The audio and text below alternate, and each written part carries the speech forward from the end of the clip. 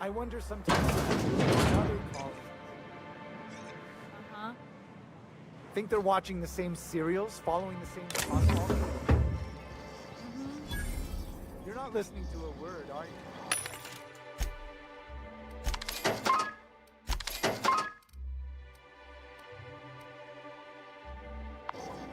Look, my back aches and everything smells like fish.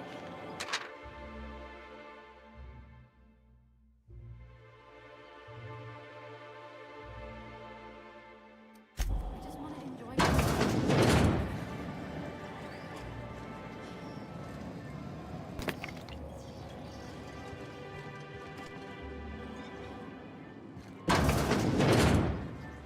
Now keep quiet.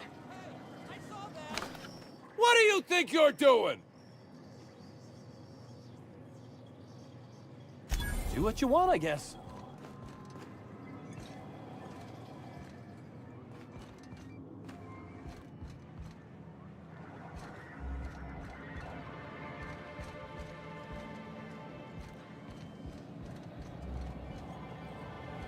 You don't look like Sublight.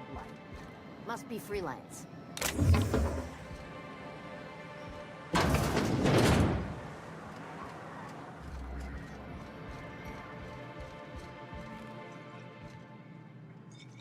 Well, we don't get many outsiders. Well, well. Isn't often we see new folk in Stellar Bay. First drink's on me, stranger. Suit yourself. If you plan on sitting through Nyoka's stories, you might could use a few. I could use a few and telling them myself. Now what can I do for you?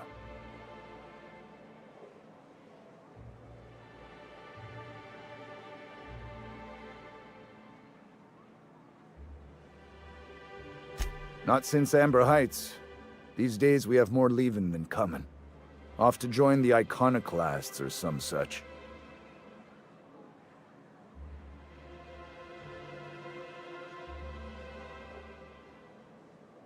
Bunch of marauders broke into the executive compound, slaughtered everyone. Corporations pulled out of Monarch not long after.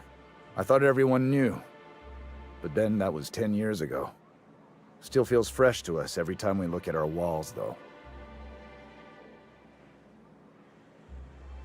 But it had a fancy ring to it.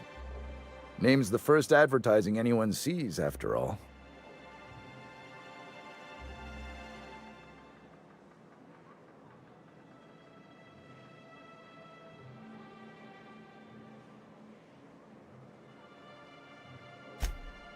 Ah, don't be so negative. It's what's on the inside that counts. Speaking of, you look like you could use a bottle with something good in it. Anyone who spends any amount of time in this bar is bound to get to know Nyoka, on account of her being here so often herself. And I don't mean that unkindly. Anyone who's rid us of as many beasts as you have is entitled to a few drinks. Something else I can do for you?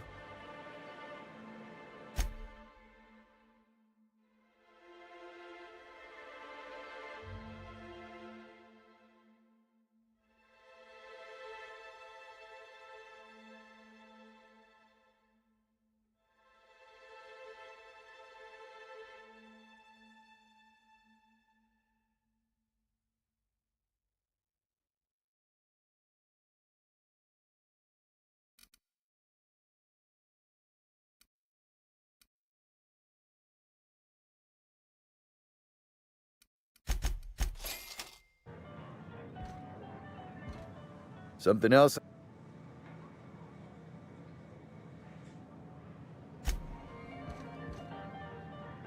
And the little bastard's slippery, right? On account of its blood, so it's sliding. All over the place, trying to crawl away. Getting so I can't tell the blood from the mud. But I gotta get in there, get right in that baby rap's stomach and dig it out. If so much as a drop of stomach acid got on that medallion, shit, I don't know what I'd do. Might be I'd hunt every damn Rapt out there. Right. What are you staring? Wait. You ain't from around here. Who are you?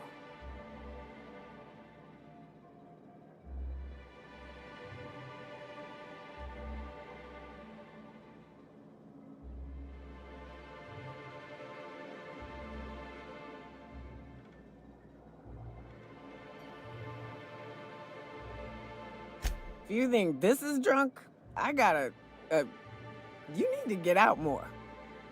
Sit, partake, buy me a drink and let's chat.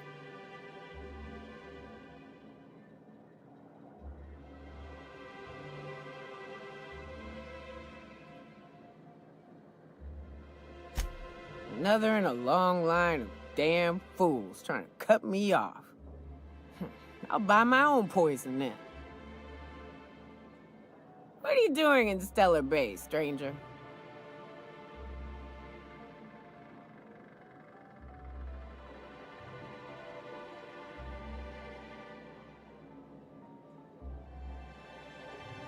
Oof. Some hell you've chosen. You must really love fish.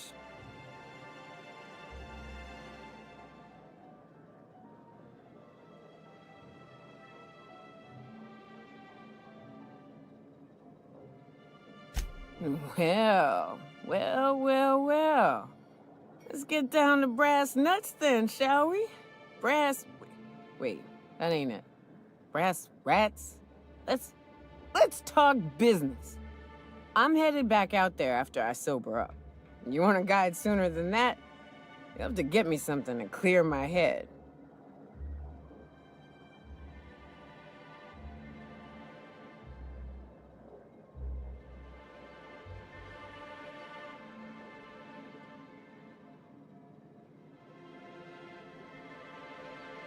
Outstanding! Our dispensary here maintains a stock of, well, I don't rightly know what they are. Steroid or caffeine somethings? Pills. They're very good. I'm cut off for the month, on account of needing one just about every damn day. But I'm sure you've got your wily ways. Fetch me one and we'll be all set.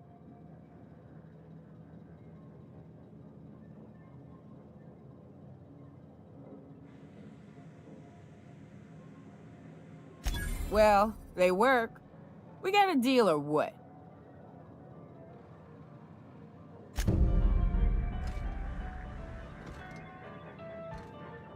You're back. Oh.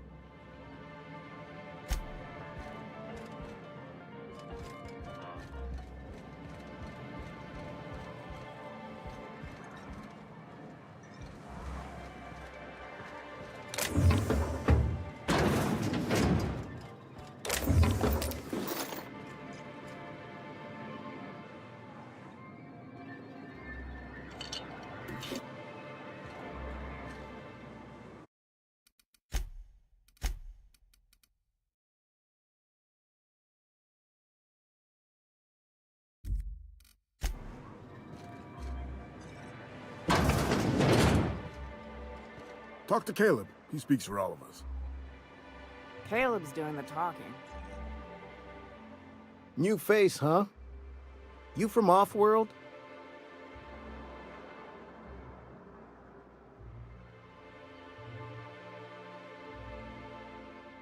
A ship captain? Well, I'll be. Here, let me buy you a drink. Consider it an MSI welcome. Why don't you grab a chair, sit a spell and revel with us? Me and my friends have taken our destiny into our own hands.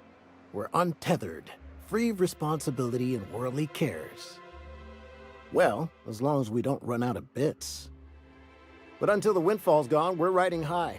See, we just walked out on our work. Had enough, we did. So now we're striking.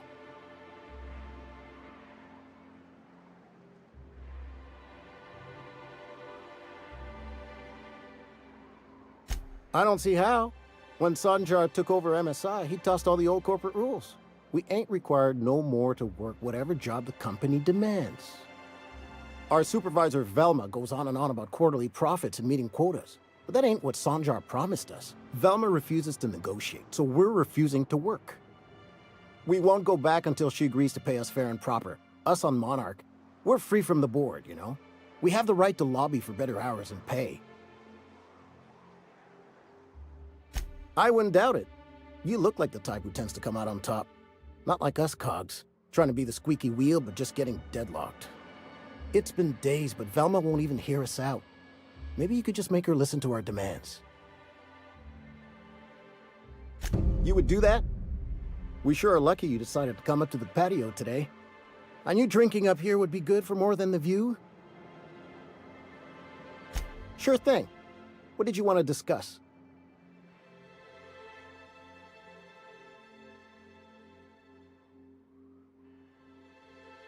Not forever, but we've each saved up our bits, and I stashed them safe in my home by the diner. I reckon we could last a week or two at least.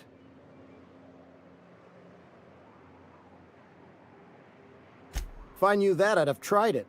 Talking reasonably got me nowhere. Maybe you'll fare better. The others wanted to blackmail her, but we're above that. Besides, them are just rumors. We got no proof they're true. I would never endorse such an untoward tactic, you know, but, well, there's rumors that Velma's taking a cut off the profits. So far it's just gossip, you know, but if there was any proof to be had, it'd be in the Saltuna warehouse, I reckon.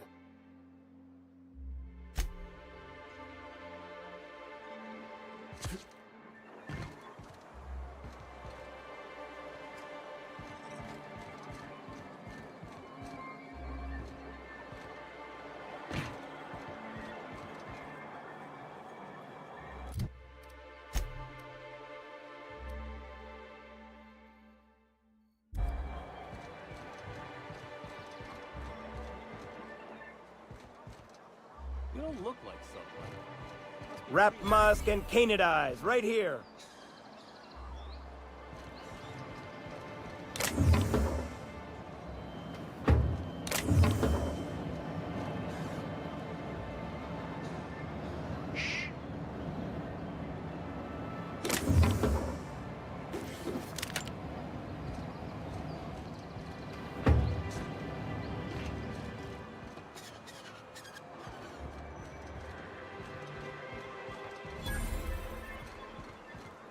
Watch your step if you venture outside the walls.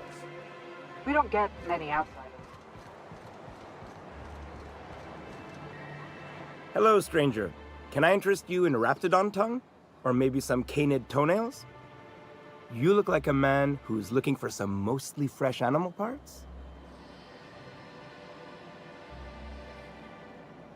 I don't know. Celia usually buys whatever I have, and Mr. Pickett seemed real interested. So I thought maybe I was onto something.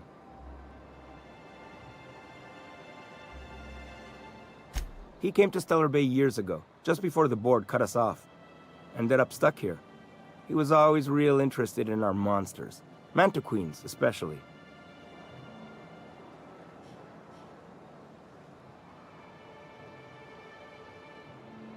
Who wouldn't be?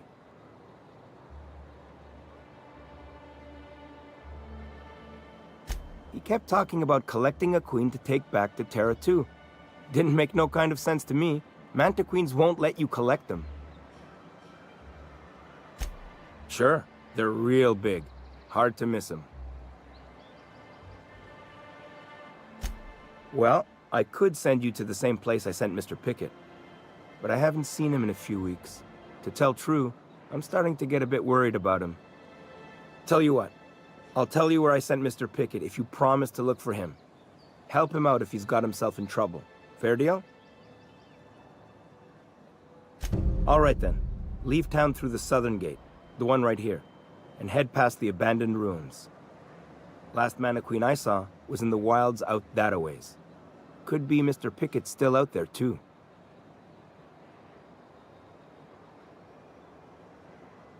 Yeah, you find him yet? I sent him past the ruins just south of town. He was hunting for a Mantiqueen out there. Oh, good. Celia hasn't come by in a few days, so I haven't sold much.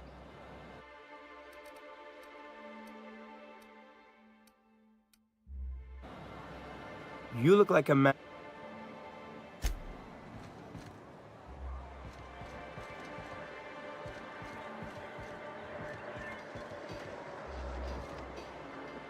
Well, well. The only new folk I ever see in town are sublight runners from Fallbrook. But you don't look like one of Catherine's. What can I get you? All sales are final, unless you threaten me.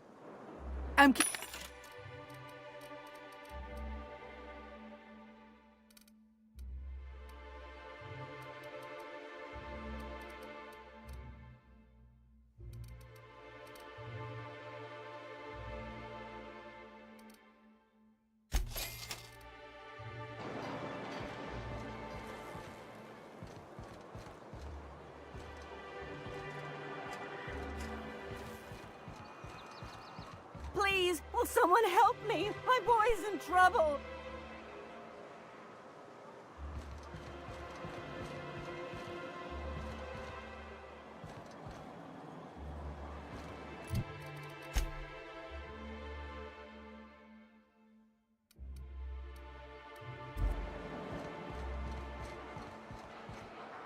Oh, thank you for stopping. Everyone acts like nothing's wrong, like my little boy isn't at risk of being eaten by some vile creature. Please, you have to help me get my little Tucker back. He ran away and is going to get himself killed. Oh, I just know a raptidon is melting him with acid as we speak. It's more dissolving than melting. That is not helpful.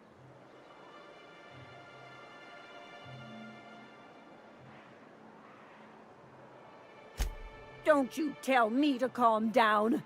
I promised my boy I'd protect him for always. But how can I keep him safe if he's run away? He ran out into the wilderness a few days ago. I warned him about the raptidons, mantisaurs, and marauders, the toxic sulfur pools, and poisonous plants, but he didn't listen. Please, won't you go and find my boy?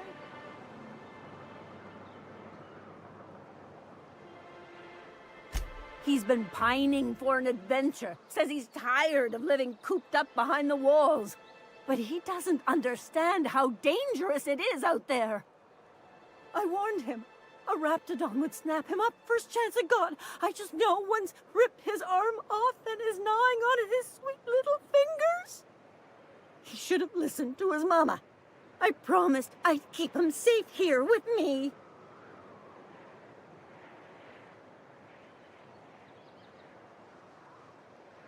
He's been listening to those awful broadcasts that the iconoclasts put out. I begged Sanjar to put a stop to them, but did he? No! And now I just know my boy's run off to Amber Heights. That is, if a manta queen hasn't spooled out and eaten his entrails for breakfast already.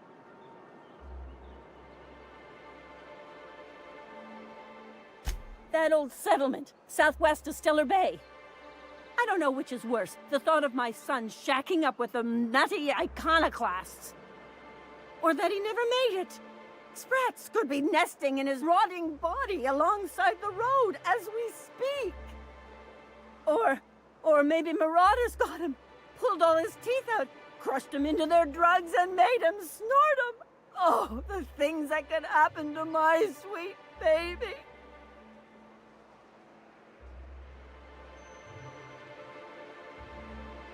Those low-life degenerates, leading innocent boys into a life of danger.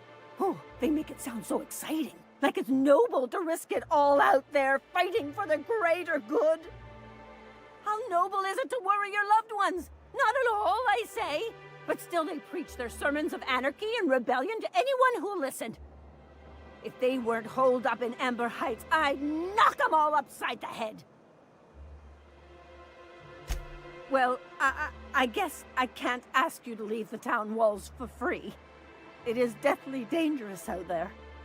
I've got some bits saved up for a rainy day. I'll give you every last one if you just bring my Tucker back to me. I won't even be mad at him running off. You tell him I won't be mad. Thank you. Oh, I know he'll be safe now that someone's able to fetch him home. You look for him in Amber Heights, you hear? It's down the road southwest of town. I'm sure he made it that far. I just know it. And if you find any of them iconoclasts indoctrinating my boy, you punch them in the mouths. Tell them what I think of them luring little boys away from their mamas. It's immoral. Any news, Captain? Amber Heights, where those hoople-headed iconoclasts.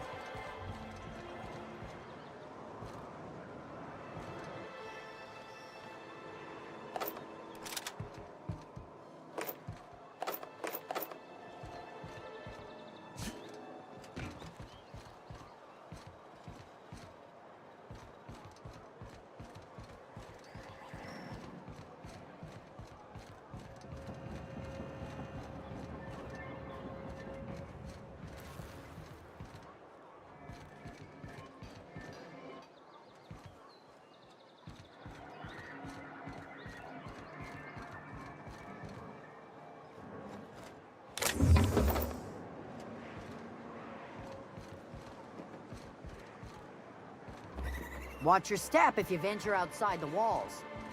Help! Someone's been killed!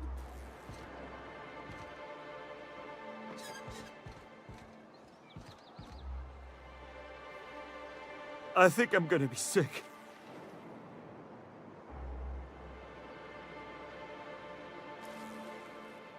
I clean the apartments while everyone's at work. I've seen all sorts of messes, but this...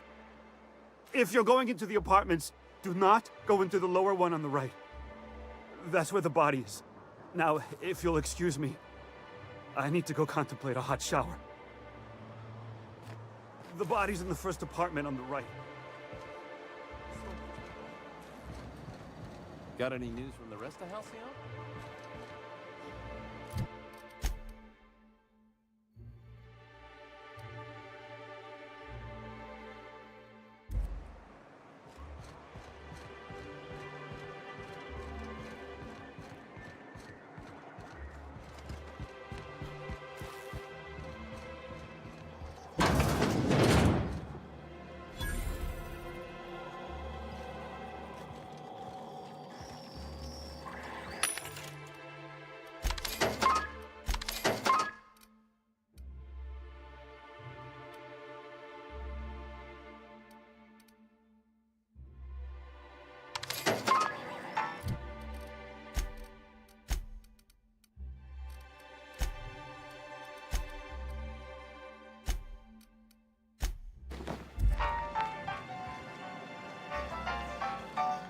We don't get many outsiders.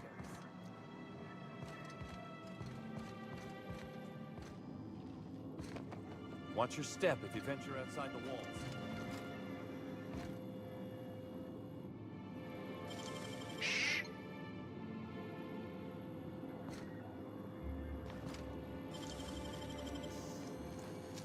What do you think you're doing?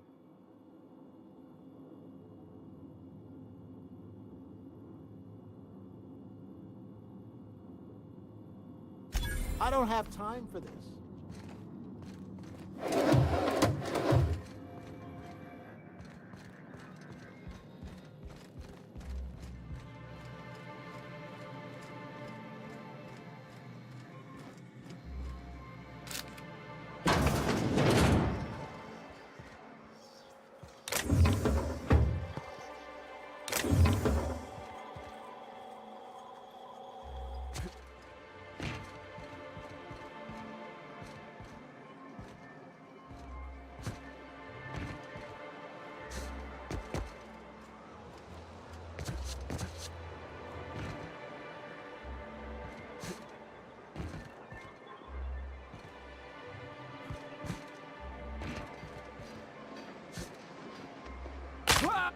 So, Vicky.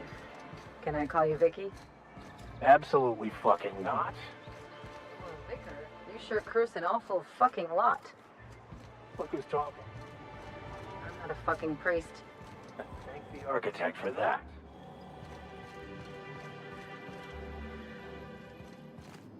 Whoa, by the stars, my poor heart. I just about pissed my jumpsuit.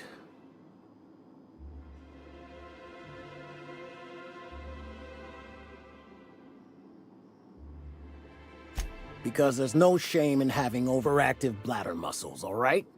It's a perfectly normal medical condition.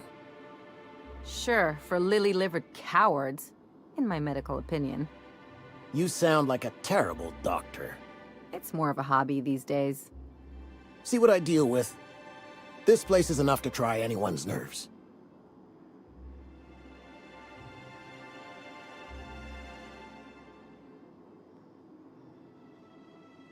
Where should I begin? With the oversized mantisaurs? Or perhaps the rap spewing acid at our walls? The board was right. This place isn't fit for human habitation, and I was a fool for staying.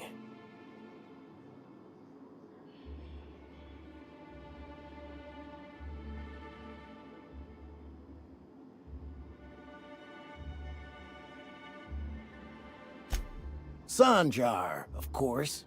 He had all these glorious ideas about how he'd run Monarch. Rest periods between every work shift. No shift more than 10 hours long. It all sounds wonderful, until you realize there's only a few centimeters of repurposed steel between you and the deadliest creatures in the galaxy.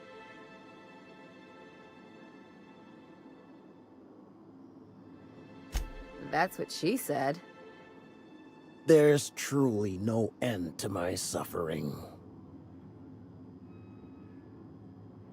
Only every day. But in case you haven't noticed, we don't exactly get ships on a regular basis, yours notwithstanding.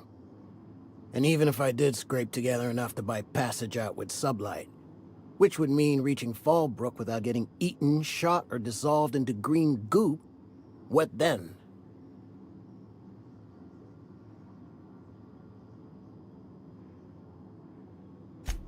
Nothing. That's what. Because MSI is not in what you'd call good standing with the board. So even if I could get out of here, no one's gonna hire me.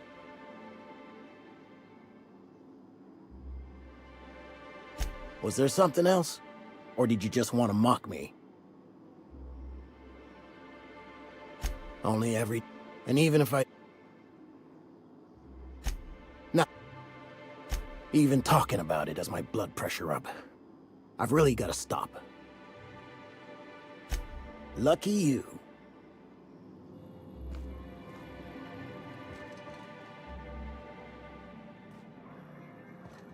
Good day to you. Good day to you.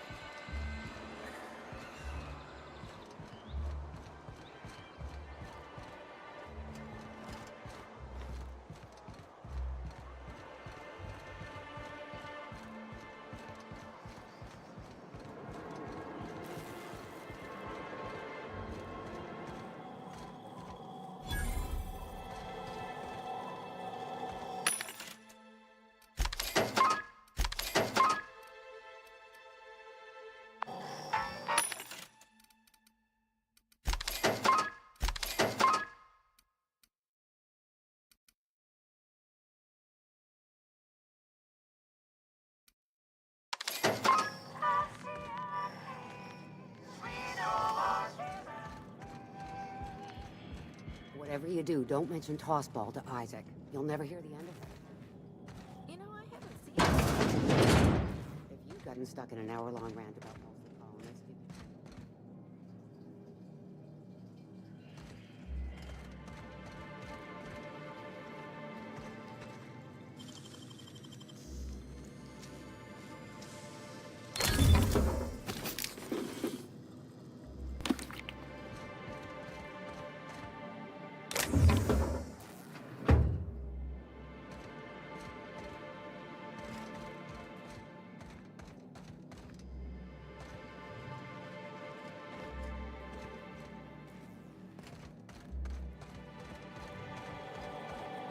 staying long?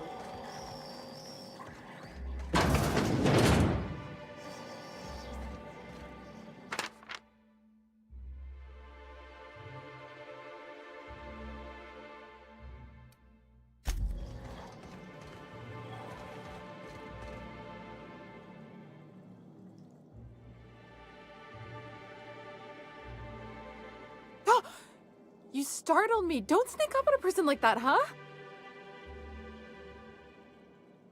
Jumpy? Who's Jumpy? I'm not Jumpy.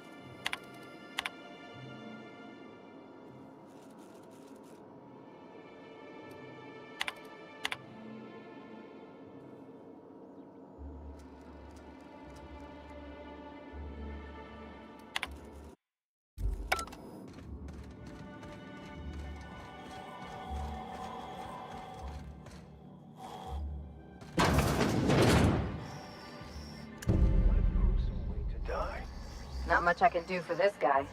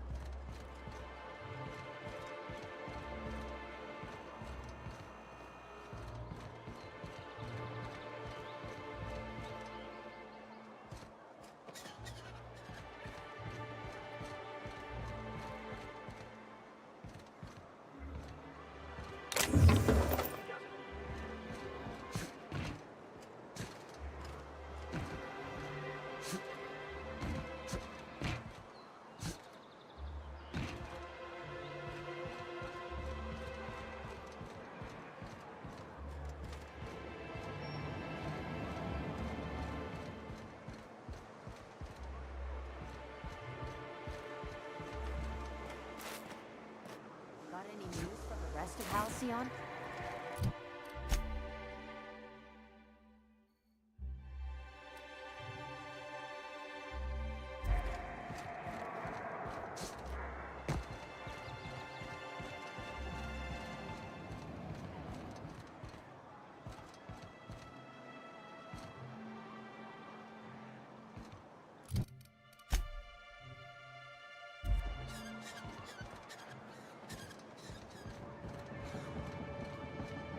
Velma seem out of sorts to you?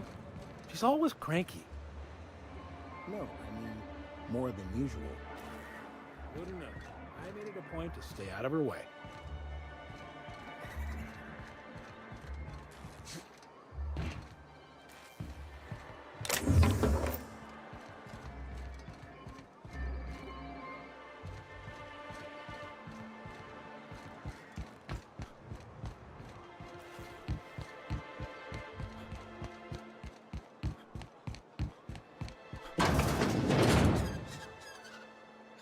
If Velma's capable of running the warehouse, she can certainly pick up her own caffeinoid.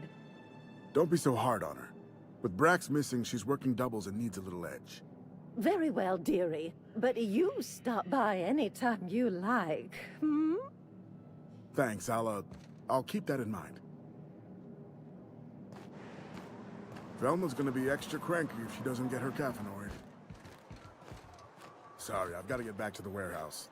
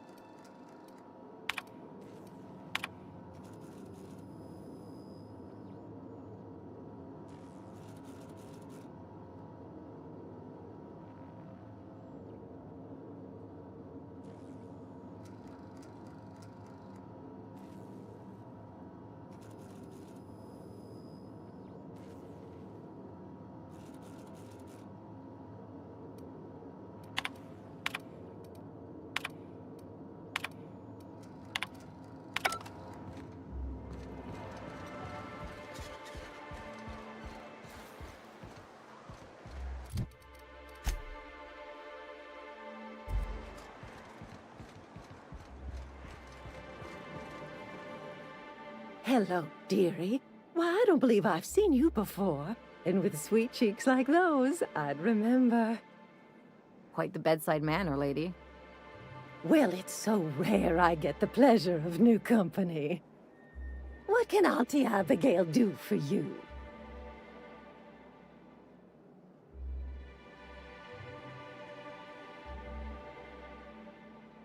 She works over at the fishery next door. Quite the hard worker, but she's got a bit of a temper. Why, just the other day, I heard her shouting from here. I can't imagine what set her off. Oh, but here I go again, running my mouth when it's none of my business. Was there something else you needed? Yes, indeed. Someone's got to keep Stellar Bay's people healthy and energized. Oh, but I am. I get to see plenty of my neighbors here, and I do dearly love a little gossip. And what a helpful young man you are.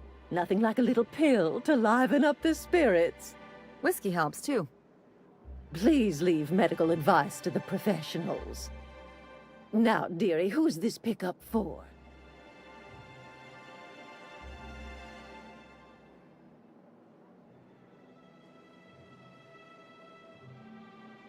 Don't blame me if I puke on your shoes. Aren't you a saucy thing? I may not be a fresh young thing anymore, but with age comes experience, dearie. Much as I'd love to, my rheumatism is especially fierce at the moment, and I'm all out of my medicine. But I'd hate to send you away empty-handed. You were here for caffeinoid, weren't you? Who's it for?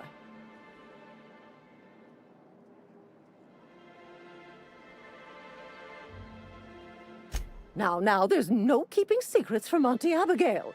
I'll tease it out of you one way or another. Also, I really do have to enter someone's name for the allotment. After all, I have to keep track of where our little pills wander off to.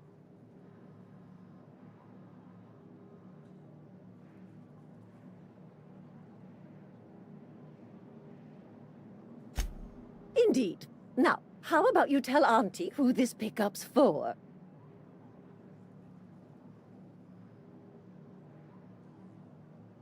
Oh, her. It's none of my business, but I have told her Dr. Williams would bump up her monthly allotment if only she'd join MSI. Contribute like the rest of us. Now I've gone and said too much. And you know me, dearie. I don't like to pry.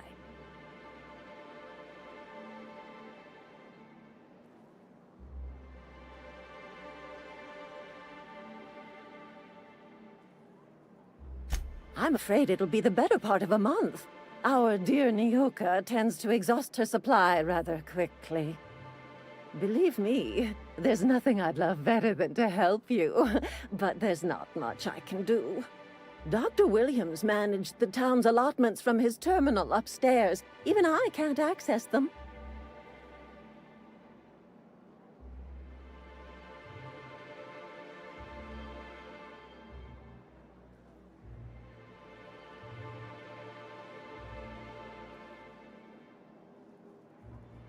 In the town graveyard, I'm afraid.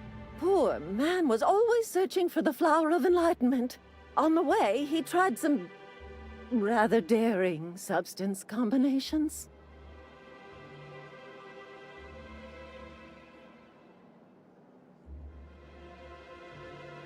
It's a philosophist symbol of some kind, dearie. Never you mind.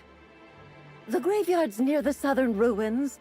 You're certainly welcome to pay our respects, but the bodies tend to attract beasties. Do be careful. I'd hate for anything to happen to you, dearie.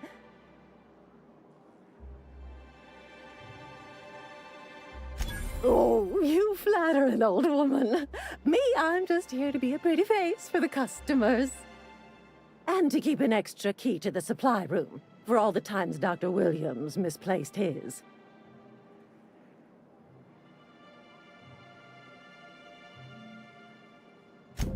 Careless experimentation with medicinal substances does take its toll, eventually.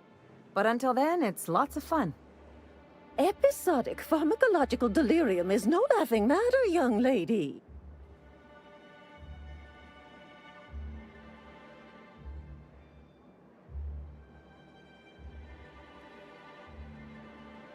Well, this certainly isn't worth my good health. I'll get you a dose, but I'll have you know, I'm very disappointed in you. There, and good riddance. That's the last help you're getting from Abigail Edwards.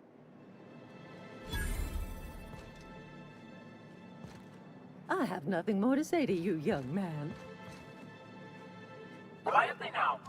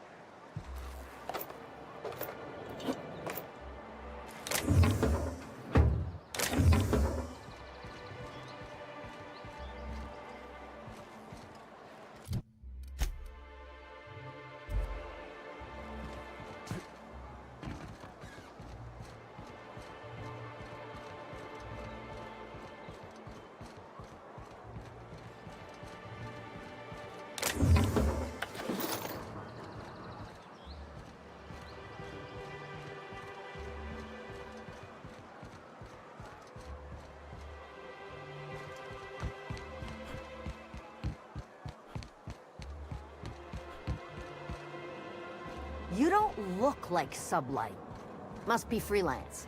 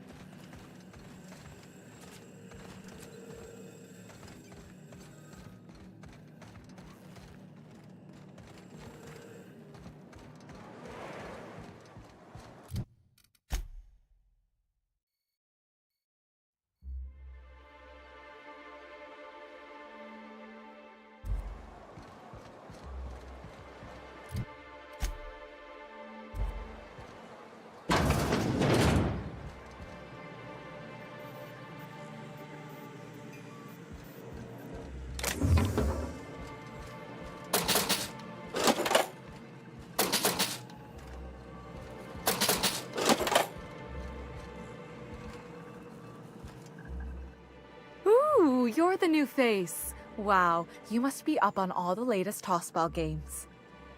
So who do you follow? Wait, don't tell me. You look like a Hammersmith Thunder fan. No, Glacial H Mammoths.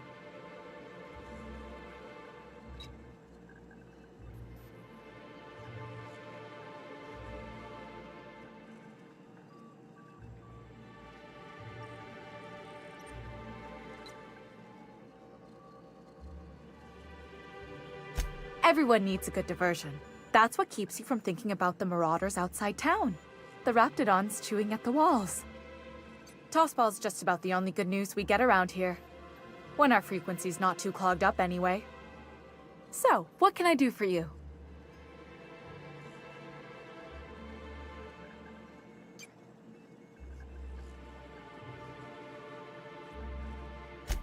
Poor Isaac.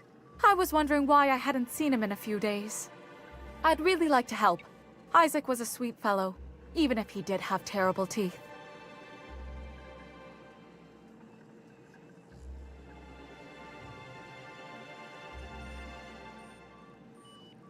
They were pretty distinct.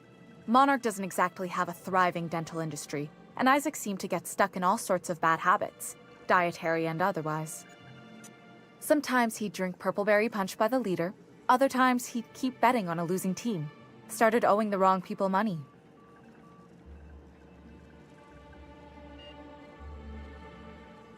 I don't know for sure, but I saw Elijah and his buddies pushing Isaac around. They're hooligans from Fallbrook. They sweep into town, drop supplies off behind the warehouse, and spend the rest of their stay getting rowdy over tossball games. They usually loiter in the alley behind the yacht club. They're not allowed in the bar anymore. I bet you anything Isaac ran into trouble with one of them. Mr. Sanjar will be pleased to hear about it when you're done. I know he gets fed up with the Fallbrook bullies, but there's not much he can do. Here to catch a game? I'm afraid the transmission's still pretty bad. What can I do? Graham's always filling the airwaves with this propaganda, like it's done him any good. All it means is the tossball games get to us in fragments. Makes them real hard to watch.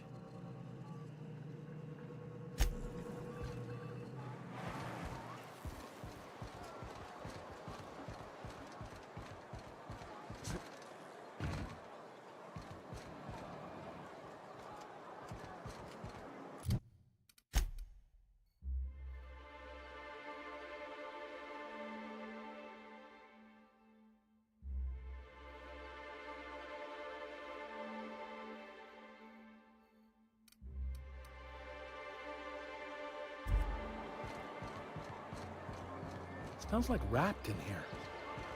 Oh, it does work. I brought some musk and Sebastian to cover up the salt piece.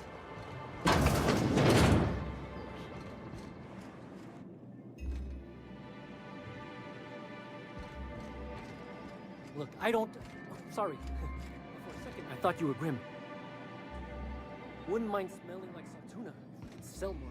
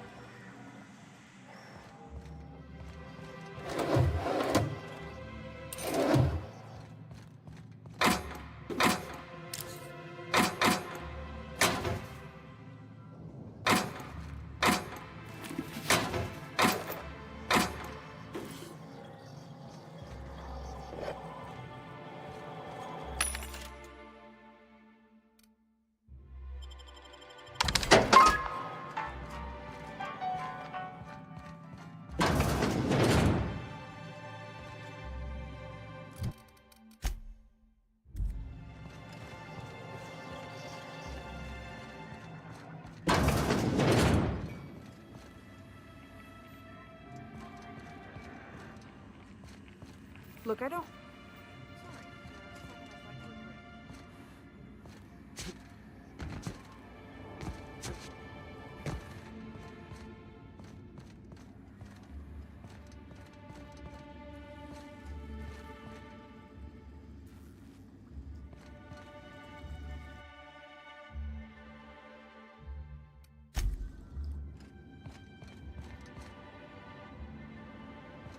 Hey, Velma, I got your caffeinoid pills.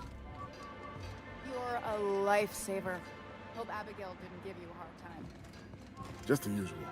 Any word on Braxton? Nothing. Don't know how much longer I can cover for him either. Give me those pills, will you? Here you go. You know, you might consider a real night's sleep instead.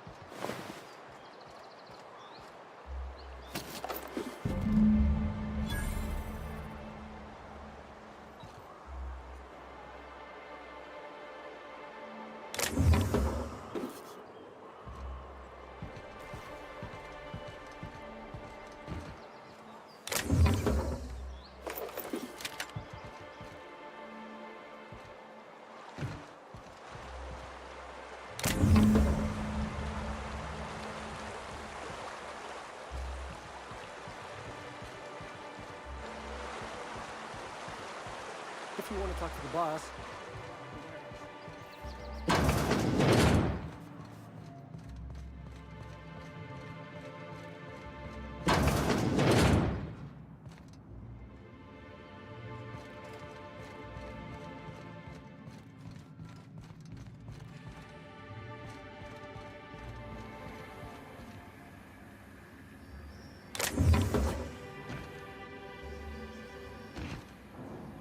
Okay.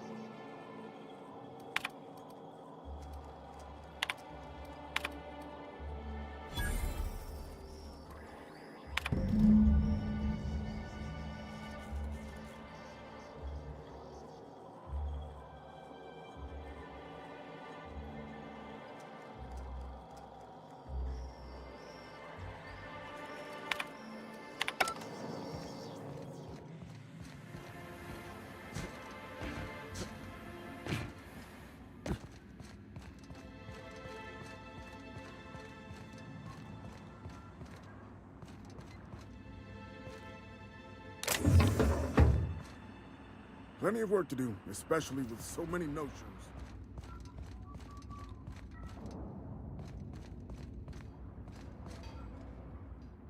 Look, you can tell Catherine the new shipment will be ready when it's ready, all right? She's welcome to come up here and pack boxes herself if she's in such a hurry.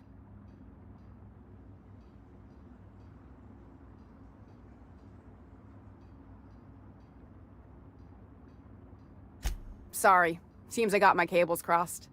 Thought you were another shakedown tough from Fallbrook. Hope you can forgive my temper.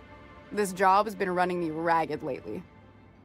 First, my autoloader foreman stages a walkout, and now my chief pescatological health manager is missing.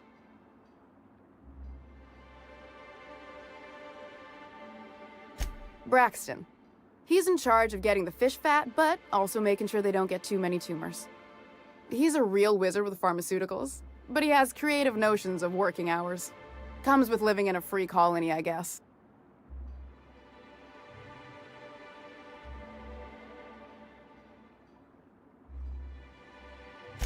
We're not keen on rules for rules' sake around here. Means Braxton skips work sometimes, but it also means no company boss is telling me when I can take a shit. Since you don't seem to be constrained yourself, maybe you could check up on him. He lives in the apartments. Tell him Velma said to get his lazy ass down here, or she might start noticing those extra drugs he's been taking from supply. Something else on your mind?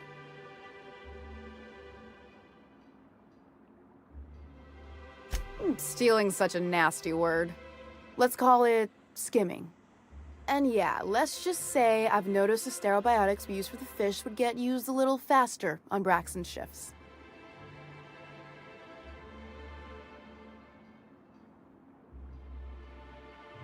We're not like those corporate towns where you get fined for sleeping on the wrong side of the bed.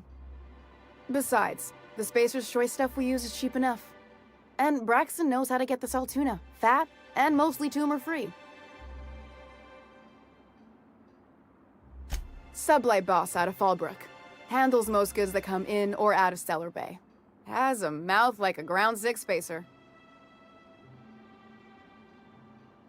Unless you're here to tell me he's agreed to do his job again, I've got nothing to say.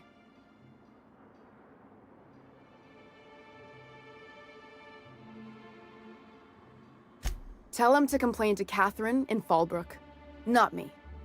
Sublight's demanding more money for the same contracts, which means we're all in the same boat.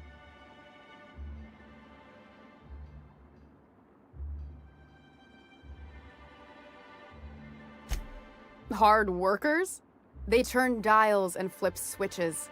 The machines do all the actual work. Caleb and his crew have it better than anyone else around here, I'll tell you that much. If Caleb wants to keep this job, he'd better get back to it. I'm about ready to hire sublight contractors at this rate.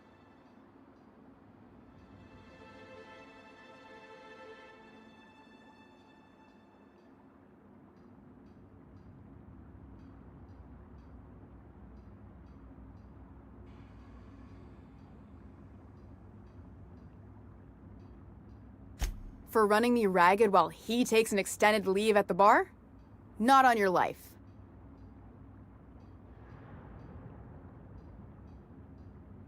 Maybe so, but I bet you Caleb runs out of bits first. Then he'll have to come back. He says he's got a stash to tide his crew over. Could be he's all talk, but if the money's real, I bet you he keeps it at home. Near the diner.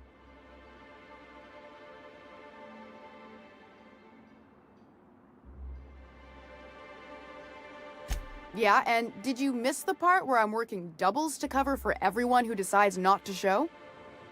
Ironic, isn't it? I'm the one who keeps this place running. That money's mine, one way or another. Fine. Tell Caleb he and his team can have their raise, but I need them back here immediately.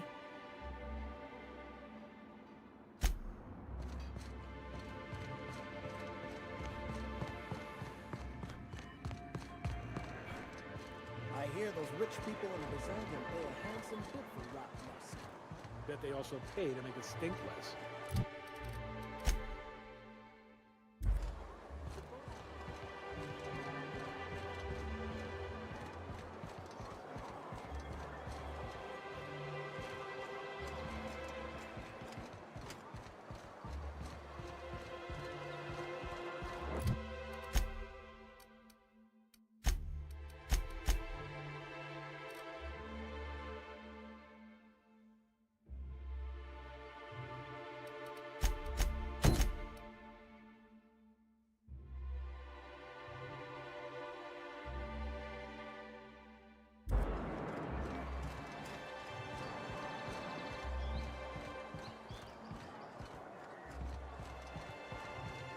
You ever think about what goes on in a marauder's head? No, they're crazy. But they still manage to feed themselves, dress themselves, work together. Gotta be something of that. You're always going on about destiny. What did your mother do? My late mother, or Dr. Fennell. And your father? The same. And you ended up a preacher. How? The universe works in mysterious ways. Where there is a deficit, it seeks to provide an abundance. Say a church is attacked by marauders. The replacement clergy must arise from somewhere.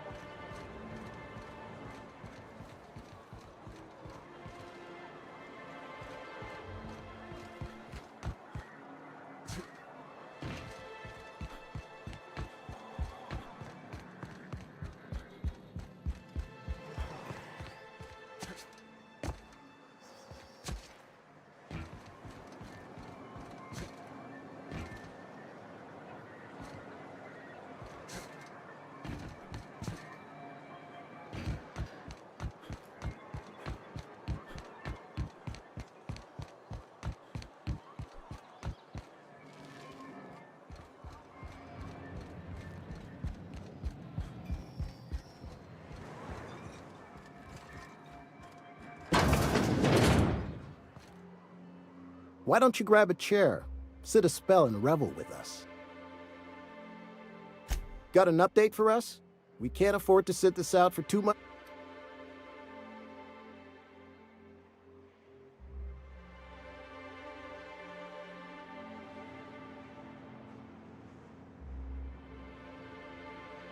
How'd you manage that?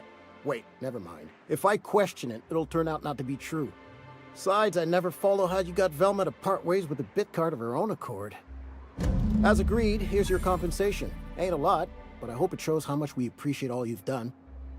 Now me and my friends here better get back to work before Velma blows a fuse.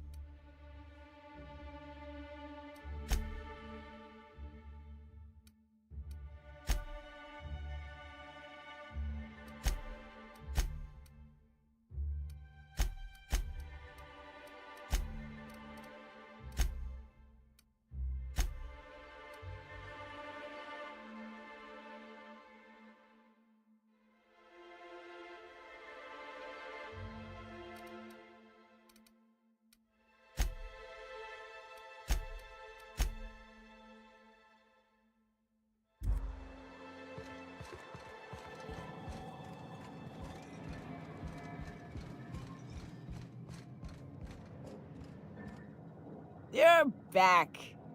Good news? Bad news? All of the above? Says someone who's never had any fun. Exactly. See? I'm glad someone on your crew's got some sensible. Got her head on straight. Whew, that hits the spot. Right in the, oh, no, there it is. There it is. Yes. We're in business. Let's go. That was fast. I gotta see about stocking some on the ship. You be careful. The first one's free. After that, they'll offer you gainful employment.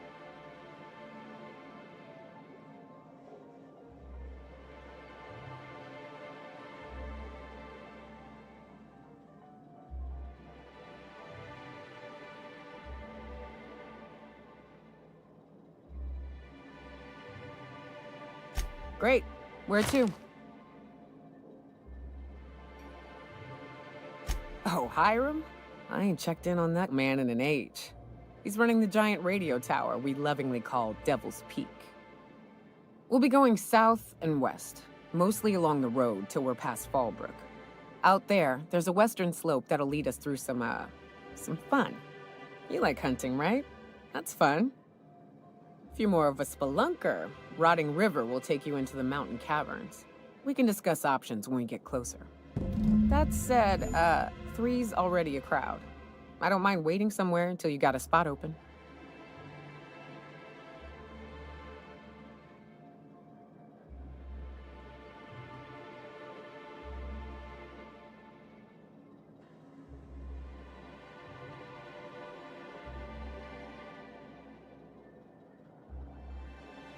Mighty big gun you got there. I'm looking forward to seeing you use it. You look like a preacher. You a traveling vicar? In a manner of speaking.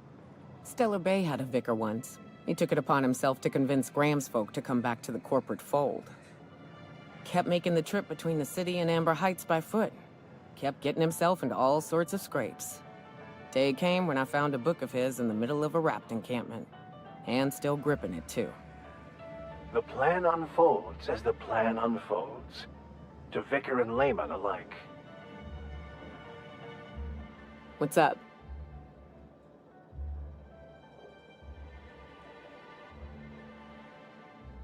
What's with the pleasantries? You want to know something, just ask.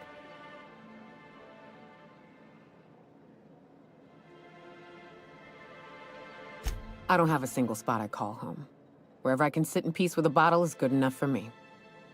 But yes, I've always been on Monarch.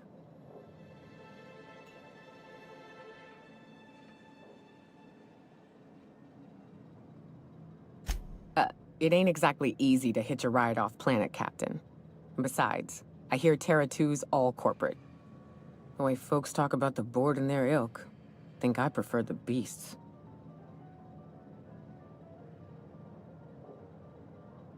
In a sense. My parents took off when the corporations did. I took to companionship with a few friends here for a time, but those days are long past.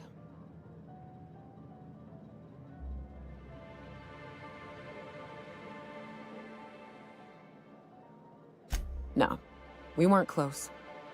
And before you ask, there ain't a story there. We just never saw eye to eye on the corporations. Drifted apart over time. It's fine. In a sense. No. That's a painful trail I ain't keen on walking again.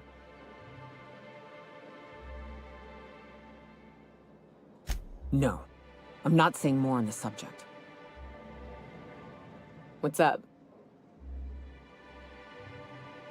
Sure.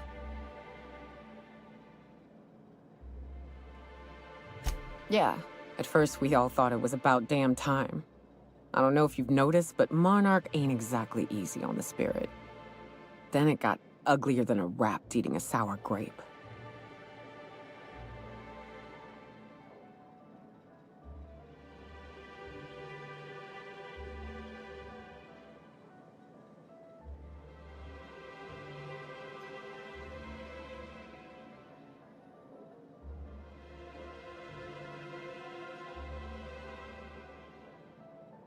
In fairness, there wasn't a right answer.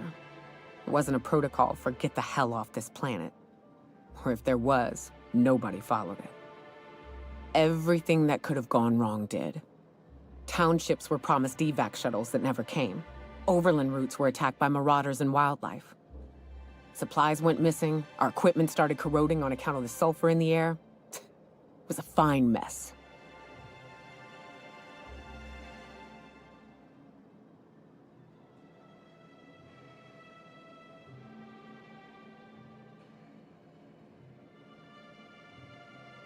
I don't know, but at least we'd have money to back us up. Supply shipments, food that we don't have to hunt down. Look at MSI. They're getting along fine. I have to think the Corps could have made it work if they'd reprioritized.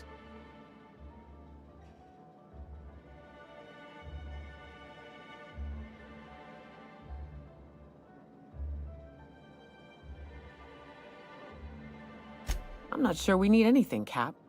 We've had our growing pains, to be sure, but here we are. Still alive, still fighting.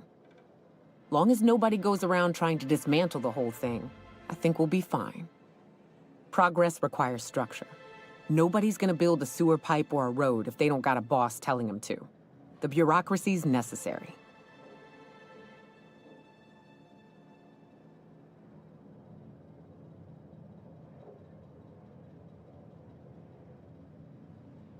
Sure.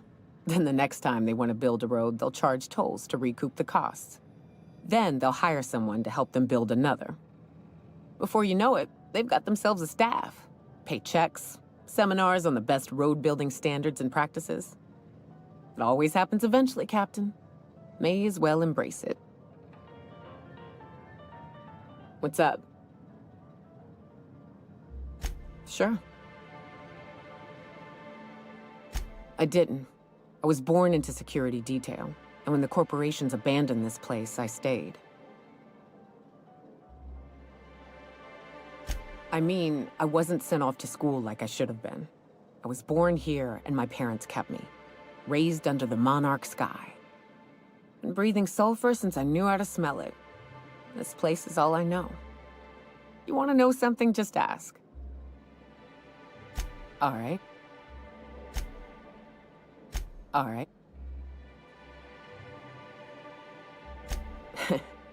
I took a job once to clear out a rap nest. Partnered up with a fellow out of Fallbrook who called himself Dirty Don. Bit on the shorter side. Had a penchant for cards. Thing is, he introduces himself and the man is immaculate. Clean. He had a flowery presence to him. A pleasantness that didn't invade your space. He was just there and you were glad for it.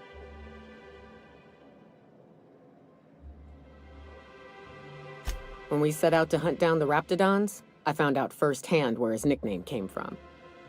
Dirty Don killed those Raptidons with his bare hands.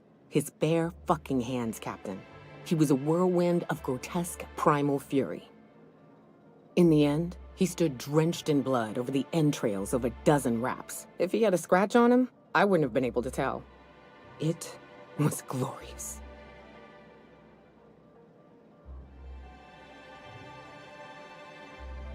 Day came when he tried to take on a Mantiqueen. Got himself eaten one limb at a time. Wonder if he tasted like soap. Oh well, live and learn. No matter how tough you are, if you're gonna fight something bigger than you, bring a firearm. What's up?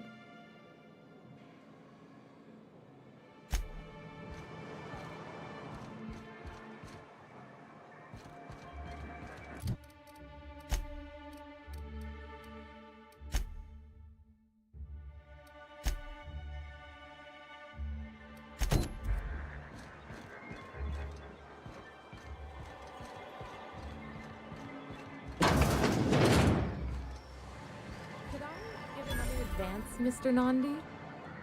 Just make sure it's properly logged. I'll note it next to the others.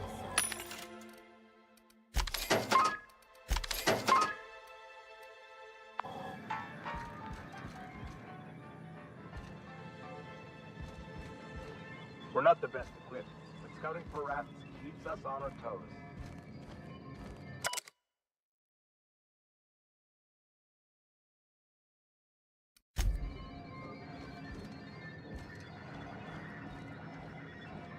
Going silent. What do you think you're doing?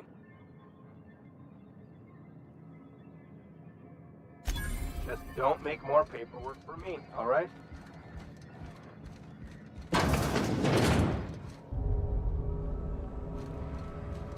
If you leave town, watch out for iconoclasts. They're almost as bad as the rats.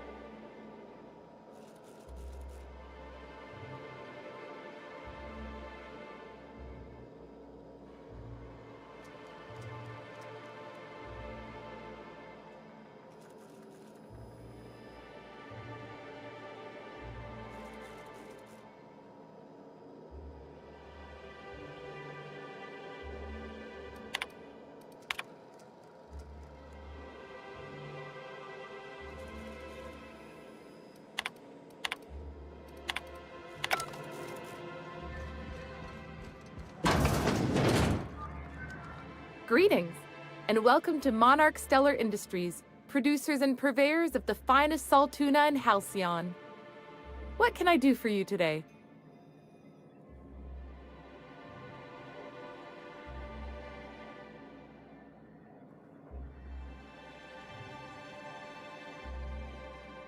Oh, in that case, welcome to MSI headquarters. Mr. Nandi runs things for Stellar Bay from here. Apart from that, we've got a bar, a diner, and a really great animal parts vendor.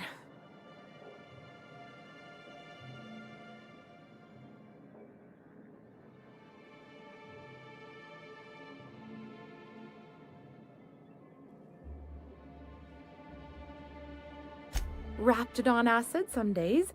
Other times, it's canid teeth. Whatever Sebastian has in stock, really.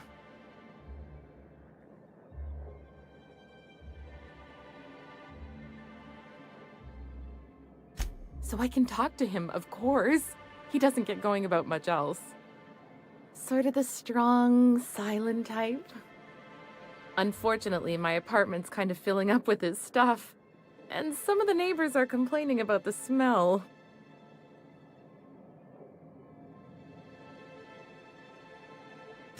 I couldn't. What if he says no? Hey, maybe you could ask him for me. I mean, a no would still be bad, but it won't be quite as embarrassing if you ask. Oh, Mr. Nandi's doing that thing where he breathes through his nose real slowly. I'd better get back to work. He doesn't talk much, but he's got this quiet intensity, you know? Like there's stuff going on inside his head that you have no idea about. Plus, he's got great legs. It's hard to find a man who doesn't skimp on lower body exercises.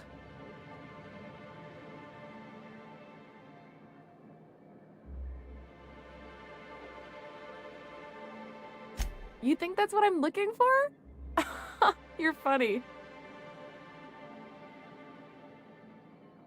Not in Stellar Bay. Everyone else who isn't taken either smells like salt tuna or they're my boss. Besides, a man with a good smile and a proportionate upper to lower body ratio isn't something to pass up. Sorry, sometimes I get carried away. Have you talked to Sebastian yet? You know, sending you is the first bright idea I've seen from that man, because I told him to stop bothering me about it a week ago. I still don't know anything about it, but if you want to help him, Velma's the one to ask. She's in the warehouse. But I'll warn you, Grimm wore her patience thin a long time ago. Oh!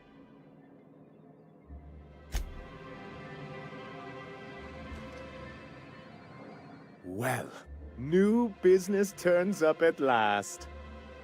Celia, didn't I tell you our new statistics-based advertising model would be a hit? That you did, sir. How can yield improvements of 26.7% not quicken the pulse? How can 32% cost savings not moisten the loins? You've often posed these very questions. Clear my schedule. This newcomer has a meeting with me.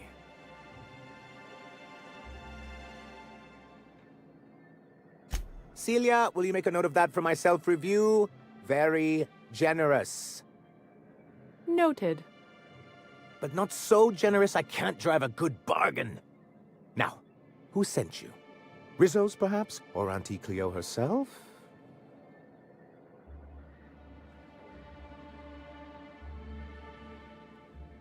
What a charming notion. One doesn't meet many free spirits in Halcyon. Not outside Tartarus prison, anyway. Forgive me, I'd be positively enraptured. Only, I take it this means you aren't here for salt tuna.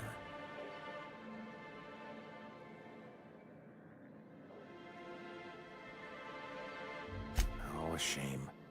I'd been saving a bottle of iceberg-aged whiskey for an occasion like this. I had hoped that livening up our advertisements with enticing figures would draw the other corporations back to our bosom, but it seems we're back to the drawing board.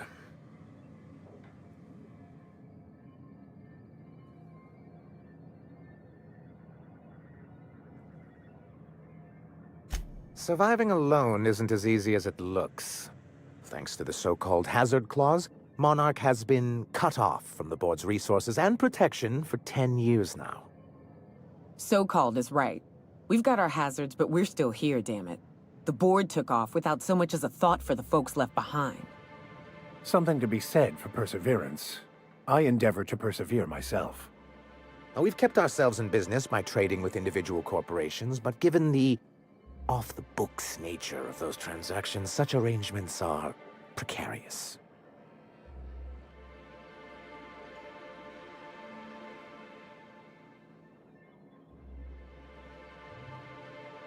You talk like Graham. Freedom always sounds nice, doesn't it? It makes a rather pretty slogan. But if you sit down and tally up the costs, how you provide for yourself in the absence of aid, how you protect yourself from a hostile galaxy, it starts to lose its shine. Exactly. Intellectualism fuels the train to mankind's future, but the tracks the train runs on are forged from practicality. I don't know what intellectualism means, but if someone's willing to build us a few practical things around here, I ain't gonna judge them on account of their beliefs.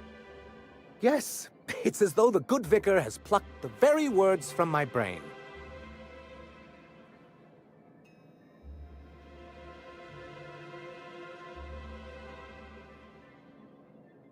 Well, Mr. Nandi here has a rather ingenious plan to get MSI restored to the board. On our terms, mind you. A lot of good that'll do. They'll just find another reason to turn tail and abandon you. Not if we secure the proper safeguards first. And if our advertising scheme hasn't borne fruit, then perhaps it's time we took matters into our own hands.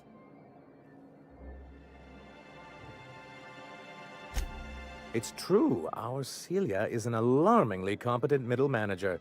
At any other company, she'd be wasted in data entry. The plan she refers to is a two-pronged approach, and the first part involves seeing Stellar Bay properly defended.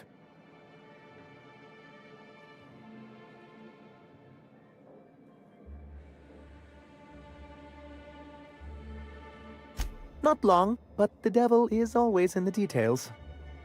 And the salient detail here is a Bolt 52 cartridge. If you can get us what we need to rejoin the board, starting the Bolt 52, we'll be able to become one of the most productive and secure cities in Halcyon. And you'll have a powerful ally on the board.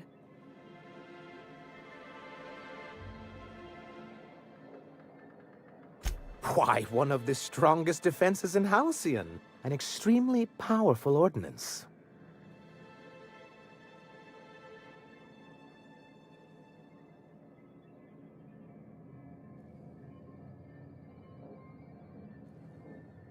In the old arms building southwest of town, which used to be part of Stellar Bay before we had to move our walls in, these days it's overrun with marauders and raptidons.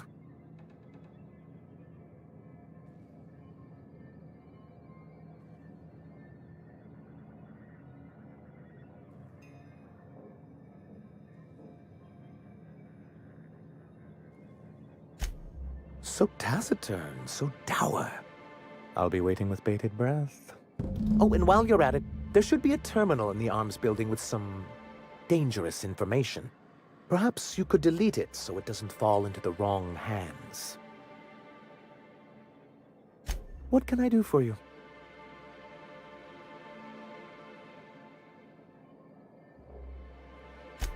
I see. And was his delivery of the MSI authorized greeting up to snuff? Well, that's excellent. I'll see that your feedback makes it into his review.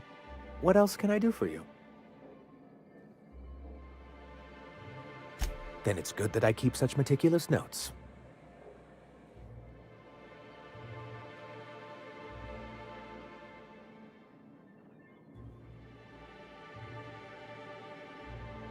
I've asked myself the same thing many times, especially seeing as the legal mechanisms we employed were part of the board's own bylaws.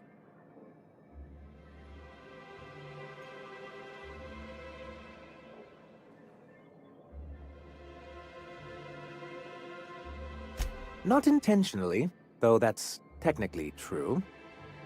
For many years, this planet was home to as many corporations as Terra 2. But back then, it was known as Terra 1.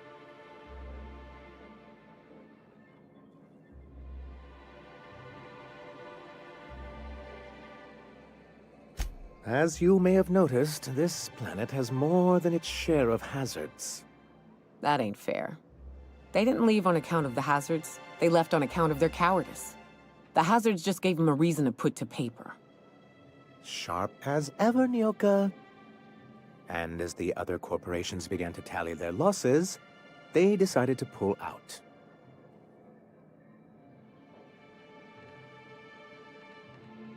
Our leadership at the time certainly wanted to. And how did that work out? Most regard Monarch as a lost cause, but there were others of us who saw an opportunity.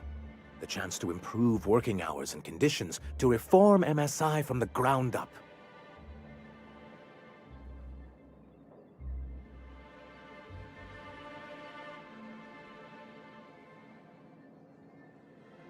It's humane, but it's also good business sense. Exhausted, sick, and malnourished workers are not productive workers. Even a cursory review of the data bears that out. Anyway, we learned of a loophole in the corporate bylaws that would allow MSI to claim ownership of the entire planet once the other corporations pulled out, creating the perfect environment for us to enact these new reforms.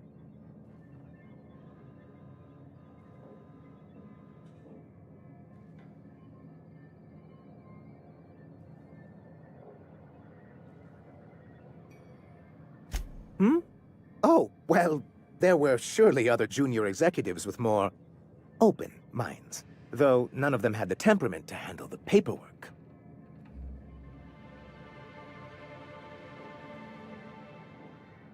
But I was keeping my tone flat and maintaining eye contact. You weren't supposed to notice I was avoiding the subject. This is why you've never been good with presentations, sir. Very well. Many, many years ago, Graham Bryant and I used to be collaborators of sorts.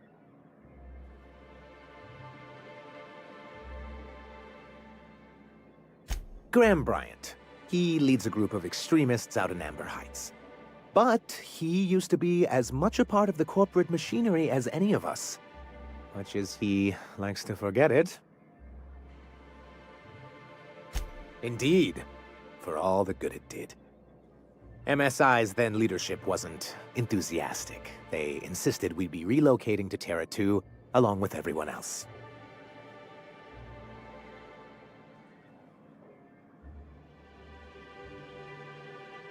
Many of us chose to stay behind.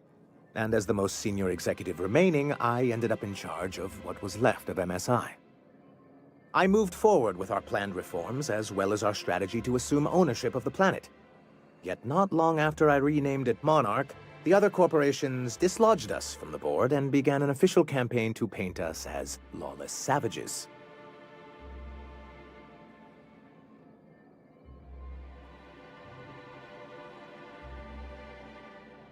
I don't know. Everything we did was legal and above board. We followed their rules, and yet they still found reasons to declare us outlaws. I do think there's something useful in a governing body like the board. Something that keeps us from anarchy, but I dearly wish it functioned differently.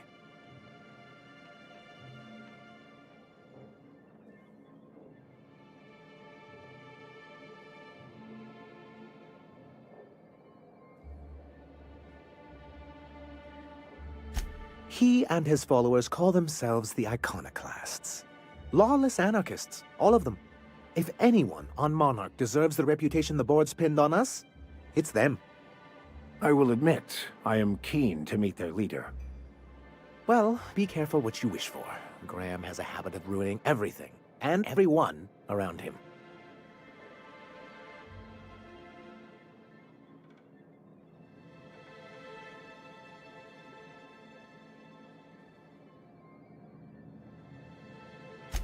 A chance! They've been doing this for years, and well, let's just say I know enough about Graham to be confident that he won't change. It isn't just that they drain our people and resources. Every radical act they commit cements Halcyon's image of us all as destructive rebels and pushes us further from the rest of the colony. He's lucky the board doesn't take him seriously enough to keep more than a few UDL gunships patrolling Monarch. An Earth Directorate assault cruiser would change his tune. It's almost a shame we haven't seen one around Monarch in a long while.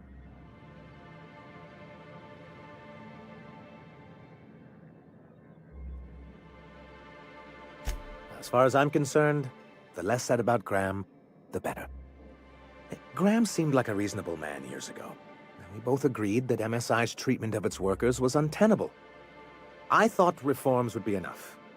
I didn't realize you wanted to abolish the corporate system entirely.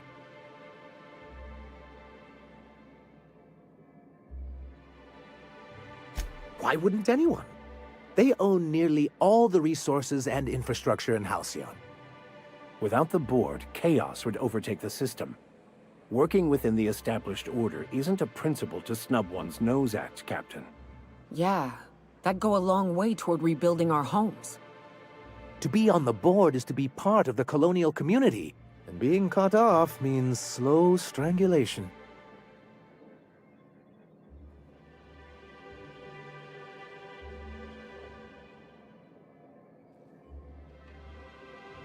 Indeed, we've got to consider realities, not ideals. If membership on the board can ease our hardships and provide us with opportunities, then that's the path I mean to pursue. Besides, I'm hopeful that additional leverage on our part will allow us a more equitable relationship.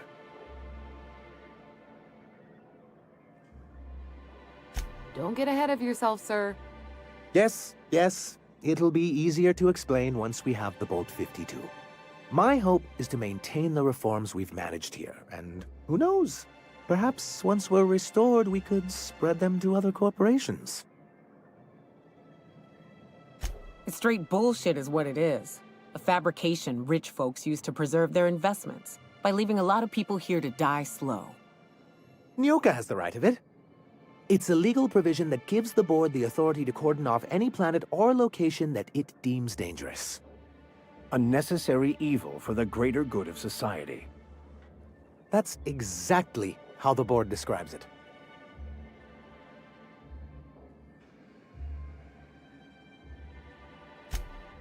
Yes, making all of MSI criminals in the board's eyes. Rather hard to run a business that way. What can I do for you? Hiram? Why, he's probably still out at Devil's Peak. Not that he's had the courtesy to notify me, at any rate. You'd head south along the road and look for a mountain to the west. Not that I'd advise it. It's a terribly dangerous trek. But I see you've met Nyoka. Anyone can get you there safely, it's her. He just wants me out of his bar. Then it's good that... What can I...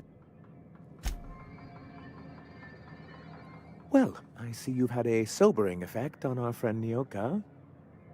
Sir, please stop. Forgive me, Celia. I couldn't help myself. Anyway, what can I do for you? Have you talked to Sebastian yet?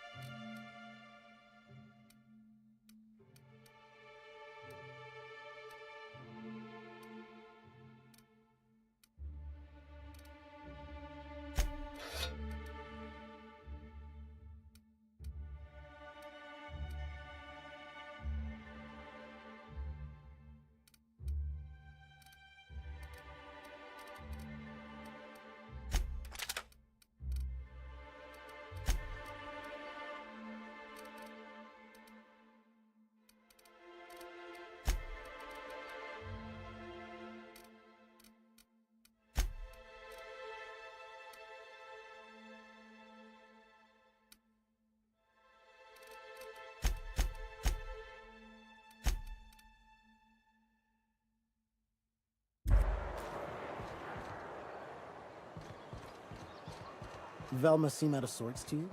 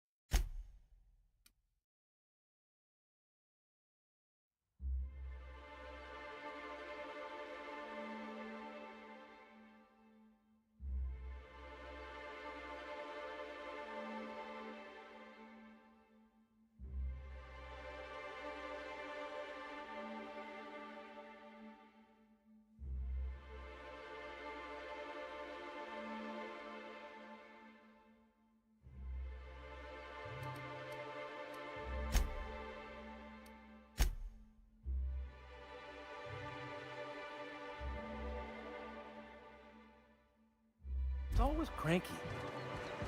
No, I mean, more than usual. Plenty of work to do, especially I'd give you a friendlier welcome, but I'm up to my elbows in salt tuna guts. Who spat in your spirits, Velma? You noticed my mood? I'm surprised you can see straight today. I could be seeing triple and I'd still think you're being unkind. I just might find it funnier.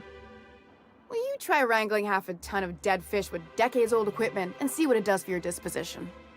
Anyway, what do you folks need? This again? I swear, this is the last time I contract for any special requests. You can tell Grimm his poster came in. You can also tell him I got a better offer for it. So now it's going to Nell. That about cover it?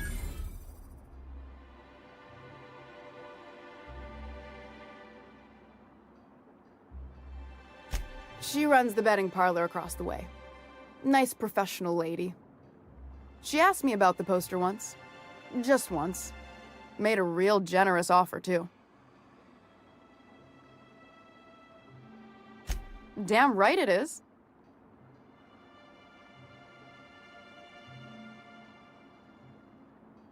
No. I paid Sublight for it. So, it's mine. And when Nell pays me for it, it'll be hers. Grimm may have asked for the poster, but it's not his until I take his money. It's staying locked up in my office until Nell shows with her money. Sure can. If you want to pay me more than Nell's offering.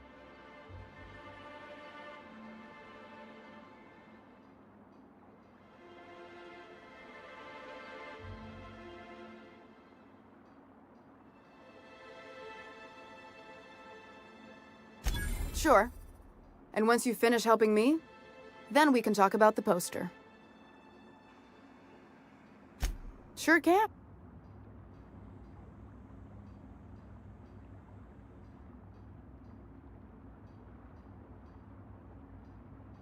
Fine by.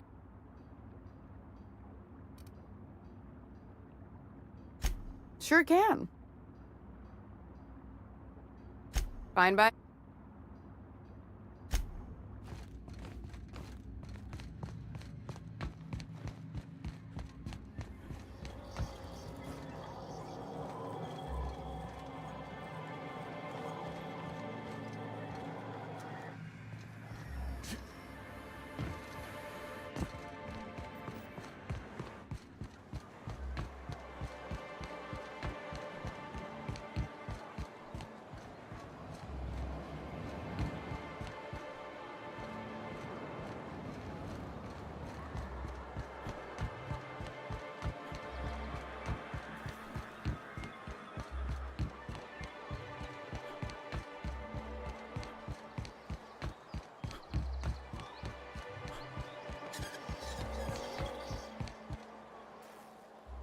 Have you had time to check on that poster yet?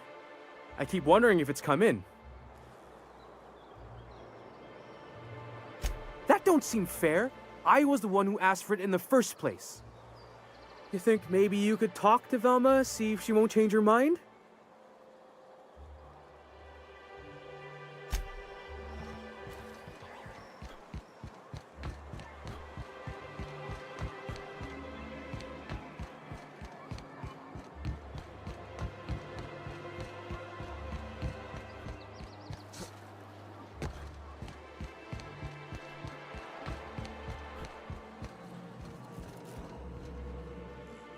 Here to catch a game? I'm afraid the transmission's still pretty bad. What can I... Signed by the black hole himself. There's no way I could pass that up. Why, did you want to see it? I don't have it yet. I'm waiting on a few customers to pay up before I can give Velma the bits.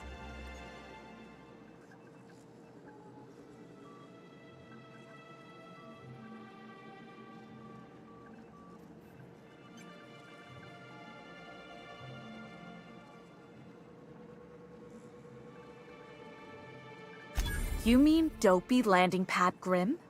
I didn't know he and Mr. Nandi were friends. I guess that changes things. Fine. Tell Velma that I don't want the poster anymore. I'll find something else to hang in my shop.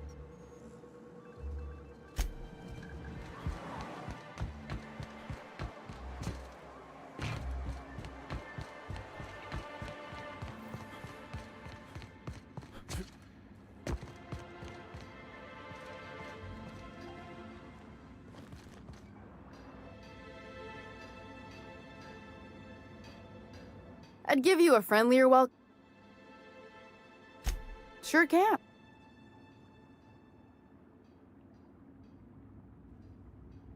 That's a surprise. Tossball being part of her business and all. Take the poster then. And if I never hear another word about it, it'll be too soon. Something else on your mind?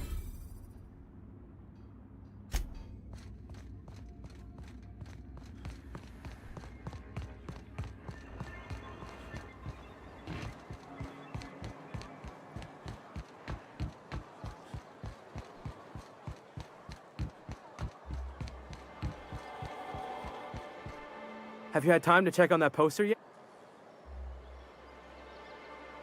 Would you look at that? The Rizzo's logo is nice and bright, and you can still smell the ink on Mr. Holcomb's signature. I can't thank you enough. Still, you can have the bits I was going to spend at the bar this week. And you know what? Take my old tossball blocker too. Never get the chance to use it these days. I'd show you around, but I gotta keep walking.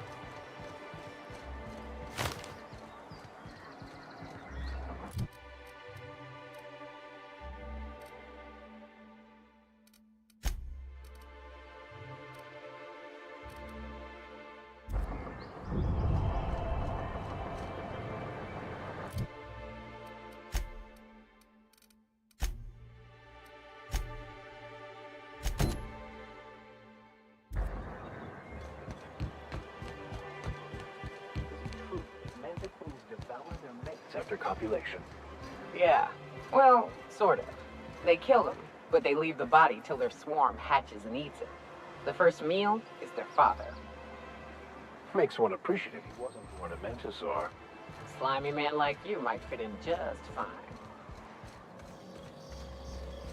What's that smell coming out of Sydney's apartment? Whatever she bought from that guy who sells it. You again! You've really got to stop doing that! Braxton. I've never even heard of a Braxton. Got nothing for you, sorry.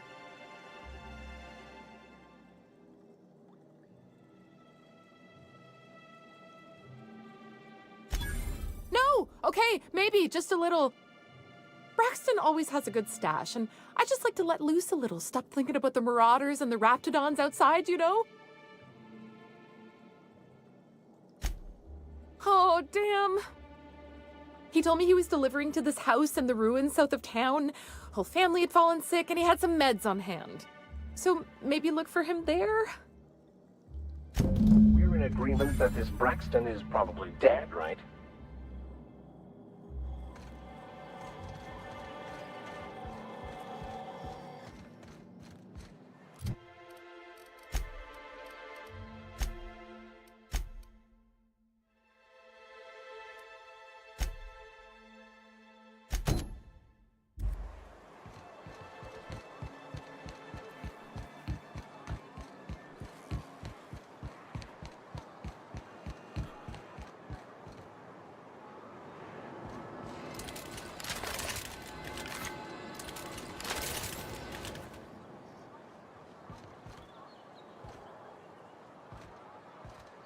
Beat it.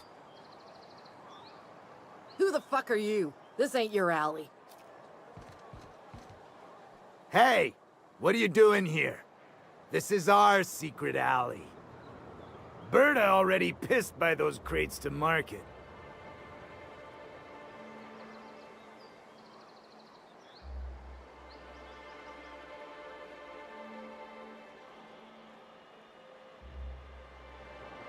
Not so fast. You look like you got some bits. I'm thinking we take them off your corpse.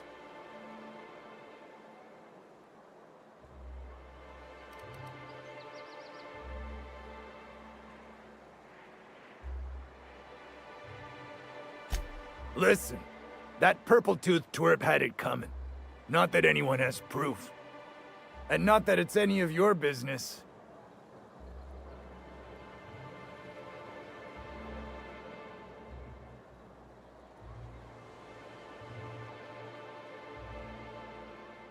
How?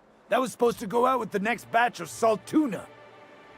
What are you suggesting, pal?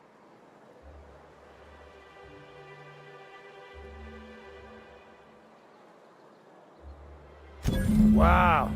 Most of the pencil pushers around here cave as soon as you look at them funny. Fine, we're going. This ain't worth it. Huh? I could spend hours So.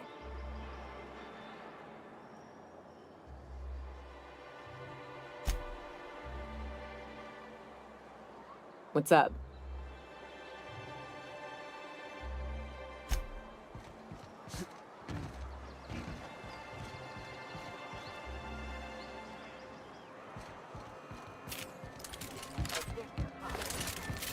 Believer, or do you just like the tithes? Why, that's borderline offensive, Ms. Ramnareem Wentworth. Of course I believe. The tithes are merely a well-earned bonus. I met another believer once.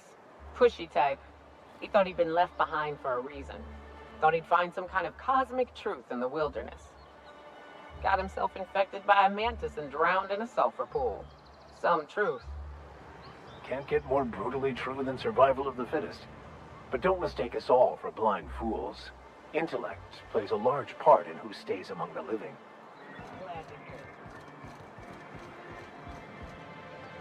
A fine day for business, isn't it? Anyway. But that's terrible. What happened?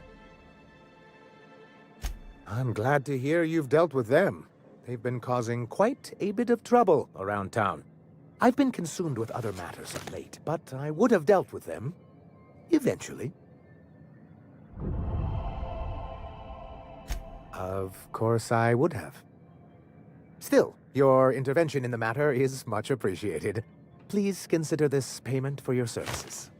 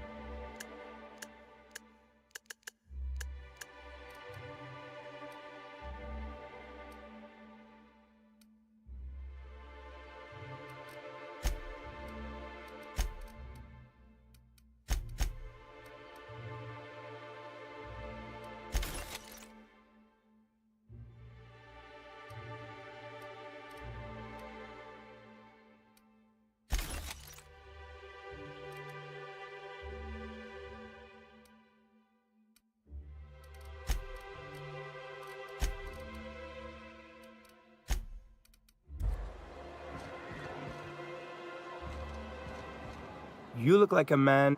Sebastian, you ever get your hands on those pheromone sacs? Manipillars ain't gonna hunt themselves, you know. I must have hunted a dozen, but I couldn't find a single sack on any of them. Must be looking in the wrong place.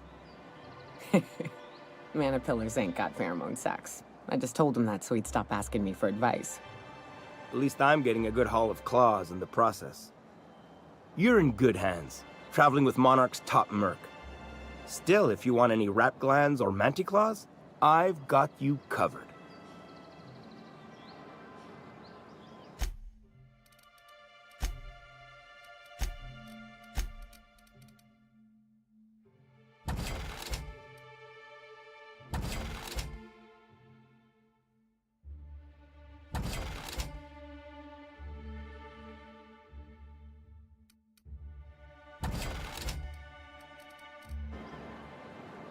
You look like a man... Huh. I haven't seen her in a few days, but I've been meaning to ask her how that Raptidon acid is working out. I hope it's working okay, because no one else really seems interested in this stuff.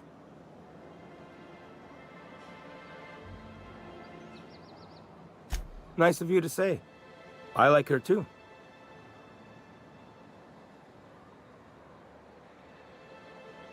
And I gotta admire anyone with her passion for canid hides. But you don't have to butter me up.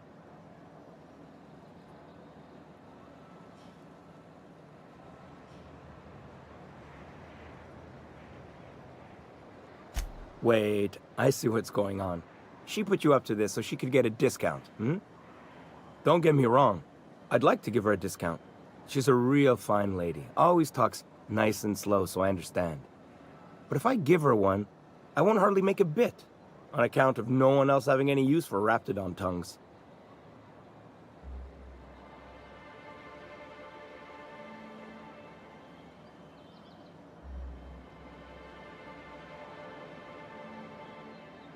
You sound pretty sure. And she is awful nice. Okay, I'll do it. Once her shift ends, we'll go someplace nice. Maybe to Chef Raymond's. You look like a man...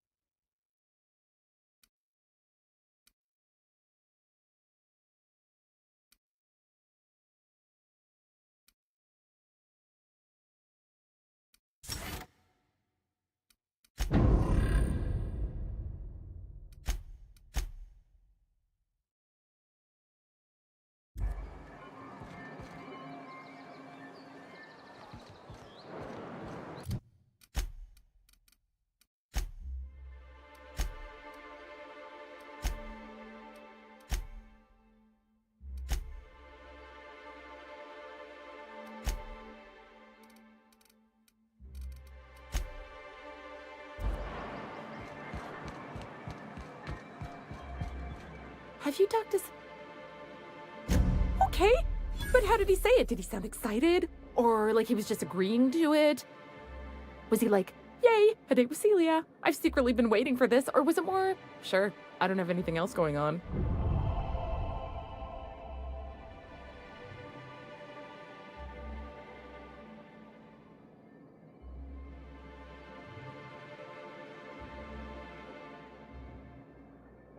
Not to worry. If I never buy another Raptidon tongue, it'll be too soon. Ah, look at me going on. I'm sure you've got other things to do, and Mr. Nandi's giving me that back-to-work look. Anyhow, thank you. I don't mean to judge, but are you ever sober, Ms. Ramnarine Wentworth? Only when I got a job to do, and even that ain't a guarantee.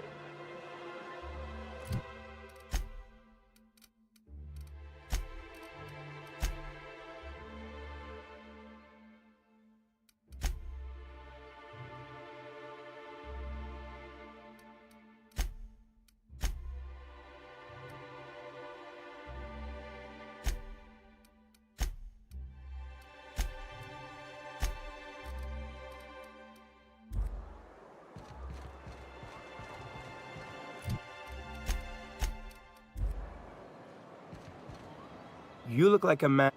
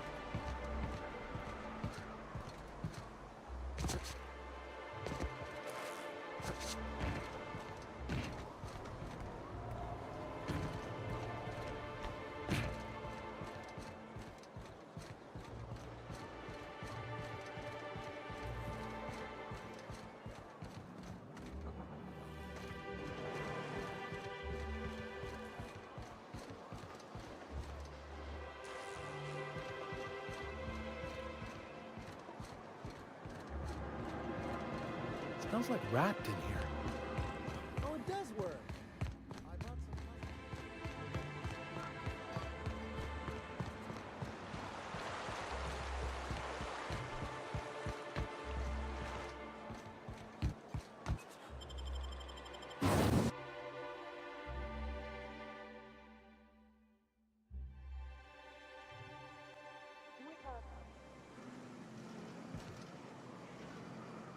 As always,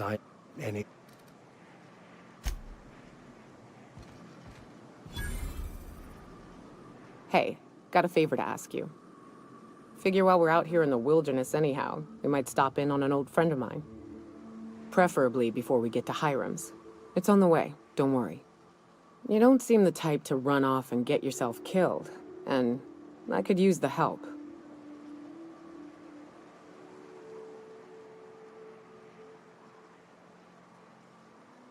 I'll be upfront with you. I hate asking for help. I hate it. Every time I give someone the opportunity to disappoint me, they seem to make it their most immediate goal. But this, what I'm thinking, it's dangerous.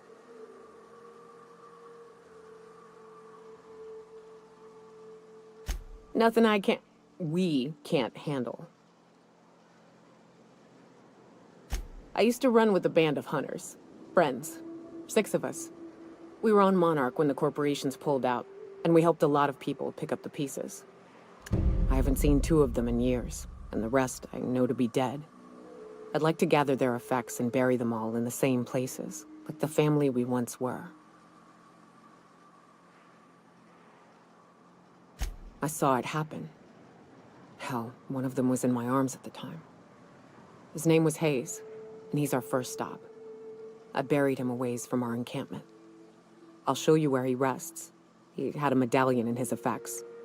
That's what I'll bring home to Barry.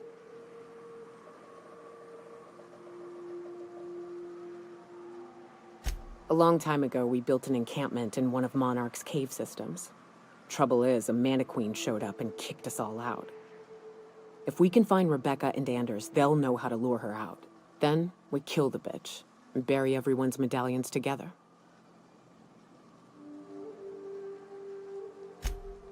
Oh, yes. I can't wait. What's up? Let's see. This here's the North Road. You want south. South is down on a map. Unless you're holding it upside down.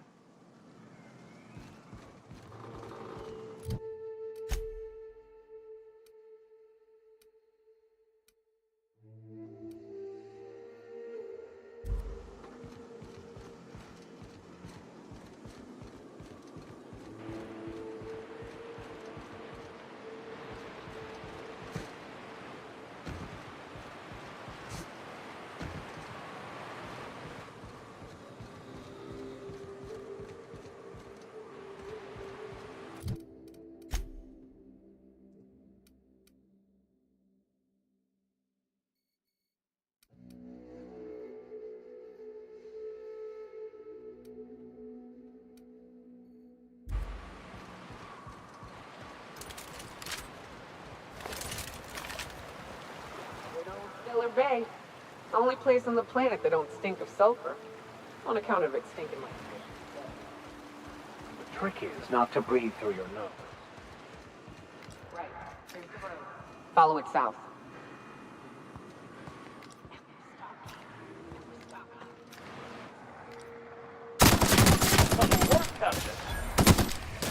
The strong survive and the weak perish.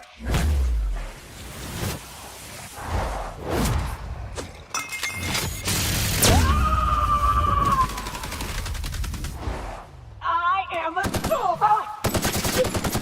Who's done here?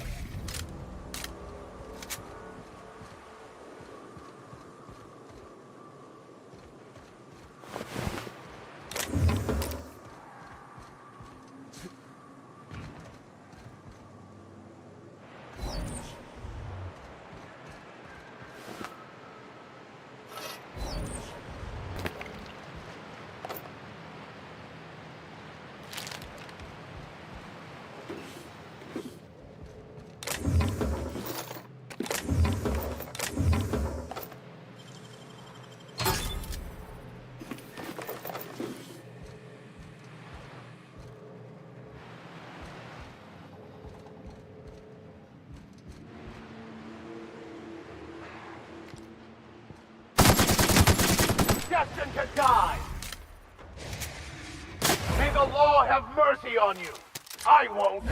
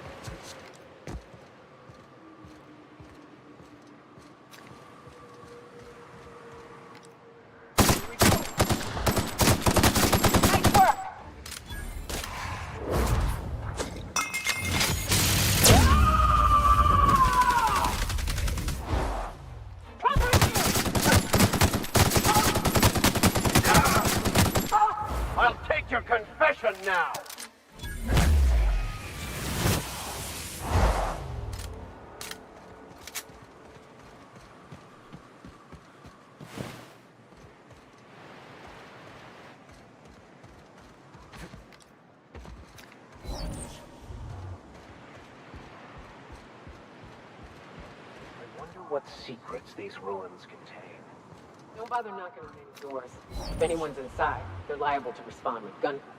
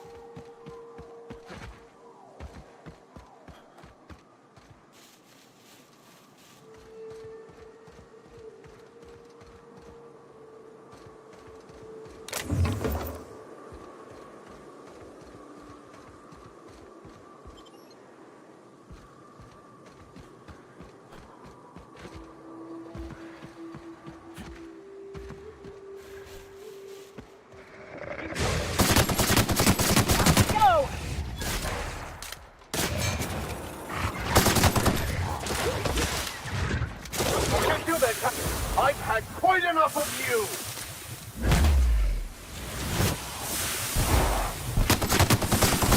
Get up! Get up!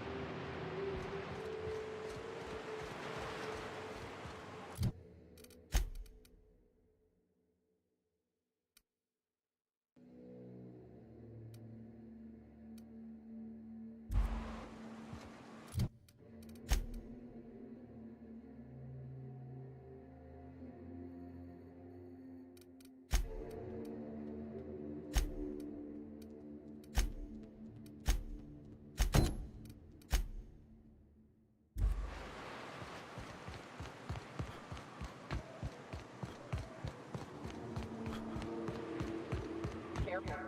Only things you'll find in the ruins, the library shoot you or eat you. Above. I believe this place has seen better days.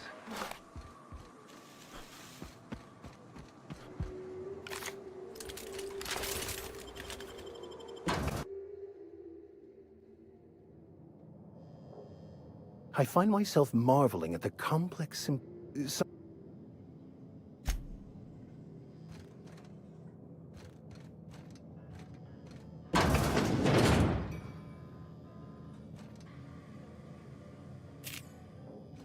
A visitor? What an unexpected surprise! Please, come in. Come in. I'm getting real bad fight or flight right now. Watch your step. People ain't this friendly outside city walls. I, for one, welcome a reprieve from our travels. That is, if you'll have us, kind sir. That's the spirit. Now come in. Make yourselves comfortable.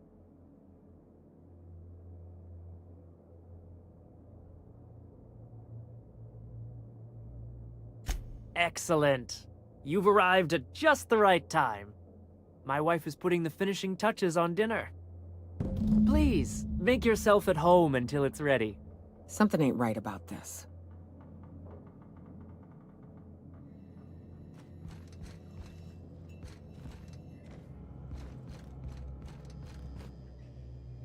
Oh, hello there. You come for dinner?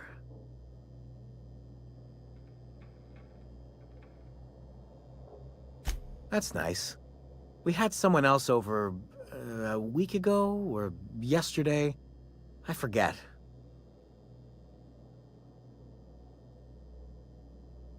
It just gets hard to remember things. I recall moments, feelings, but the details slip. Other times it's like there's fog. Sorry, have we talked about this before? That's nice of you. I usually feel better after I eat. Mama said dinner's almost ready, huh? Nice to meet you. Wait, did I already say that? You must be famished. So are we, my friend, but one can't rush a fine meal.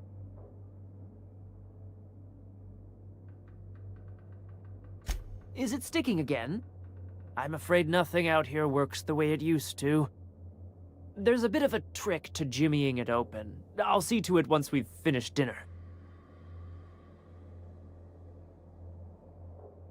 I do appreciate your patience. I'd hate to serve company with anything but the best, though.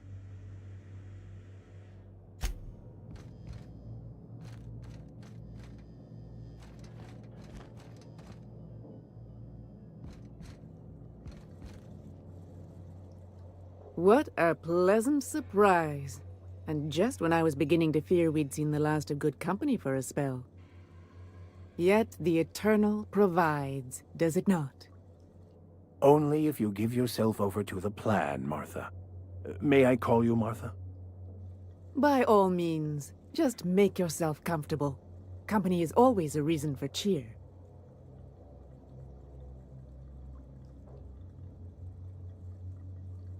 The Eternal does not desire that we huddle and hide, crowded in by walls.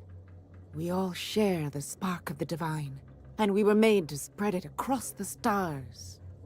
Out here, we are free. And even apart from society, the universe provides for us, as your being here proves.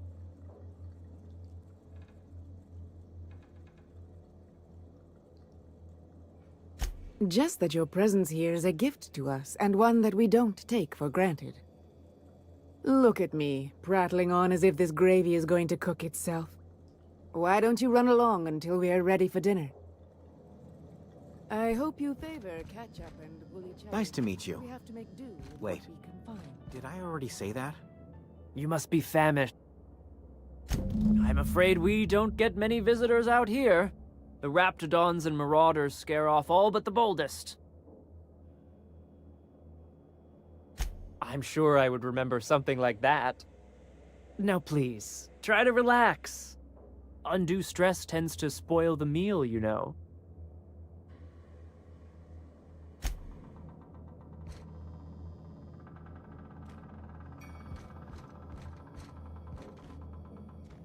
they'll never see us.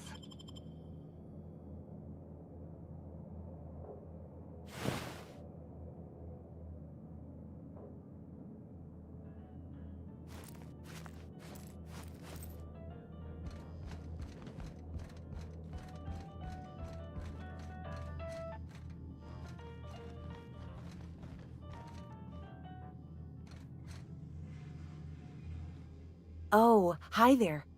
Did you come to bring us more of those rocket candies?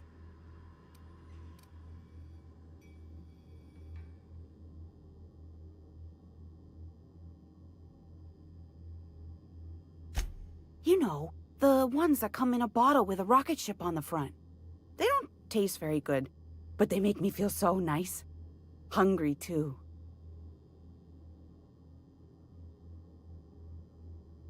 That's wonderful. There was this other man who used to bring them. Not anymore, though.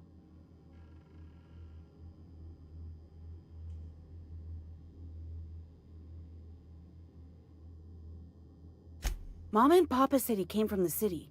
When we got sick one time, he brought those candies to make us well again. And they worked. Now we feel better than ever. Mama says they're a gift from the Eternal.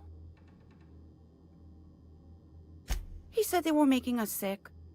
Mom and Papa got real mad at him for that. They went to have a talk with him. Afterwards, they said he wasn't coming back again. I don't know.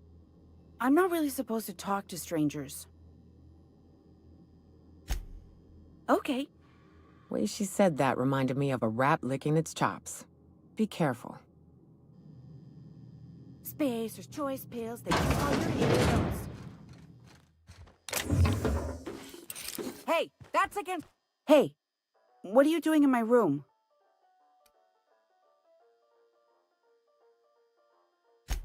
Liar!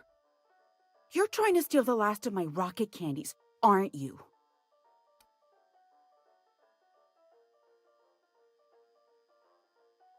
The ones that come in a bottle with a rocket ship on it.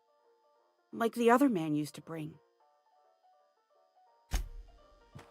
What do you think you're doing?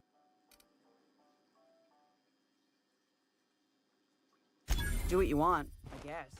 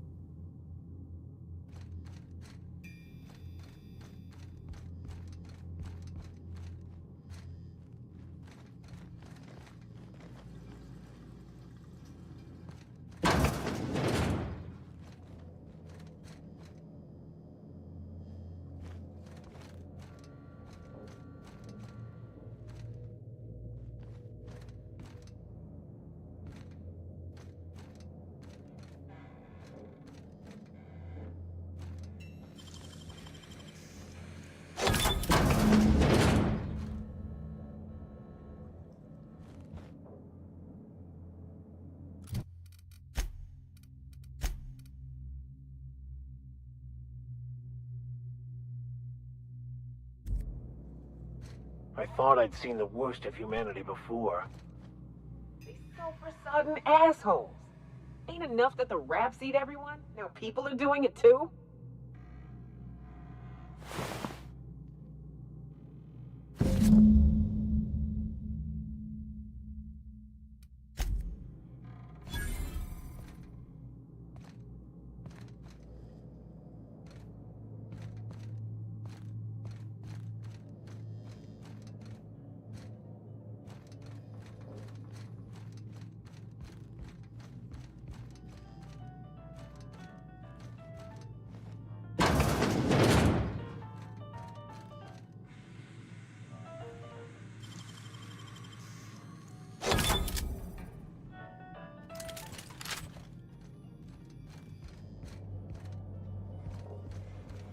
But what's this?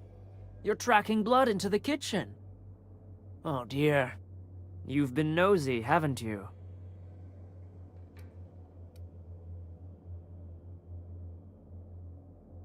Of course not. What better end for the day than a meal around the family table? And what more noble purpose for you than to bring us together?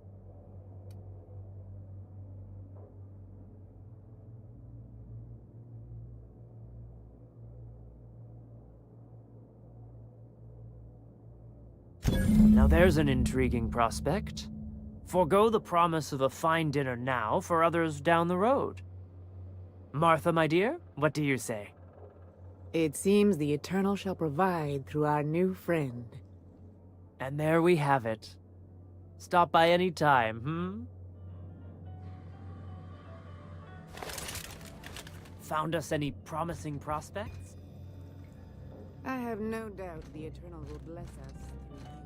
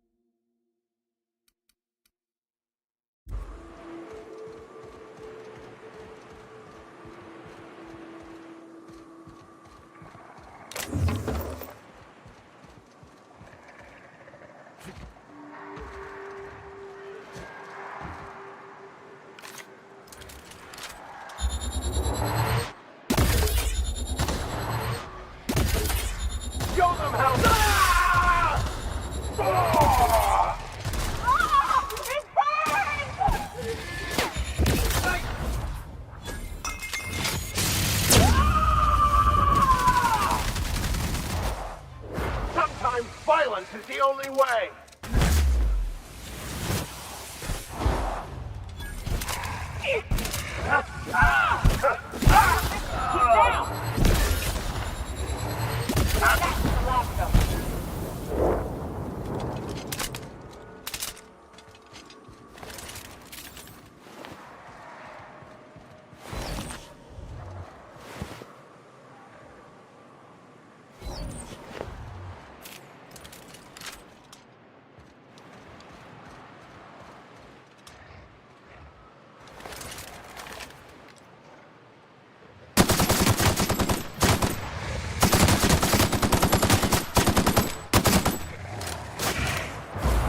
Anger a man of the cloth!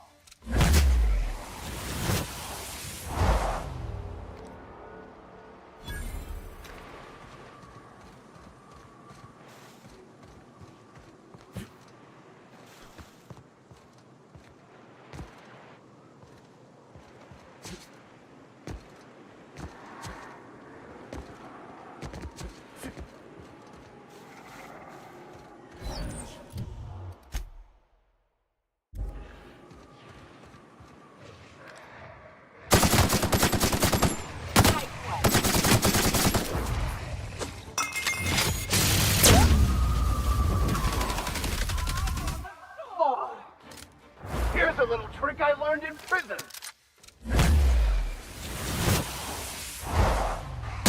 Yeah, but we're good.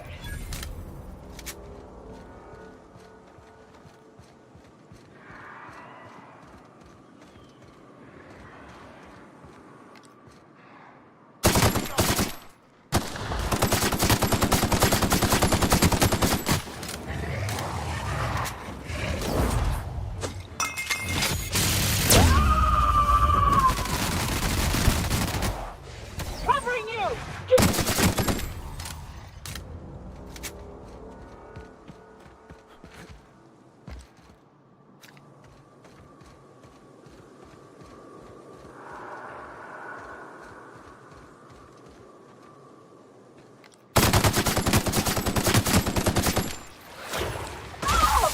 I smite you in the name of the law.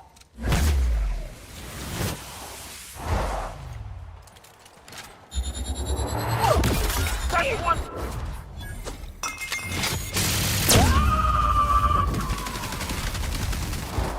To shreds, you say?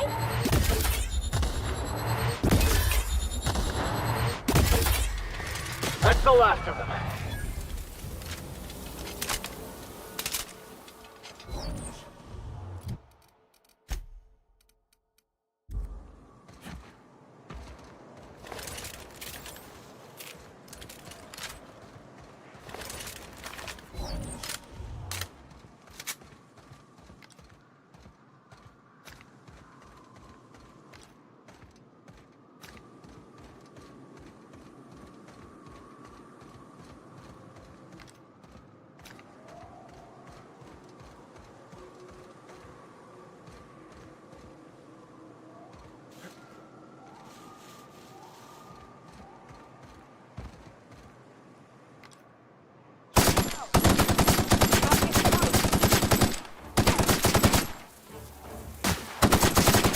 Down they go!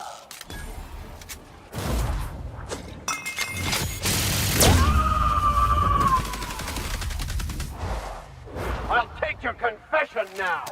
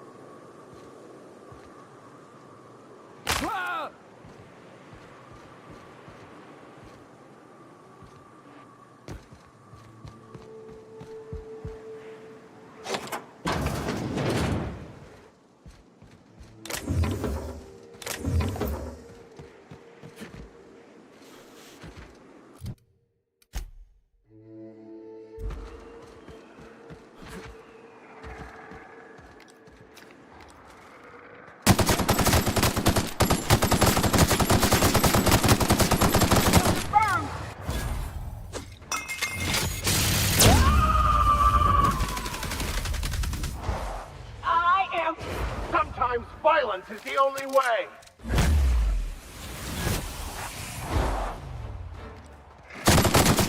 They shouldn't have stood in our way.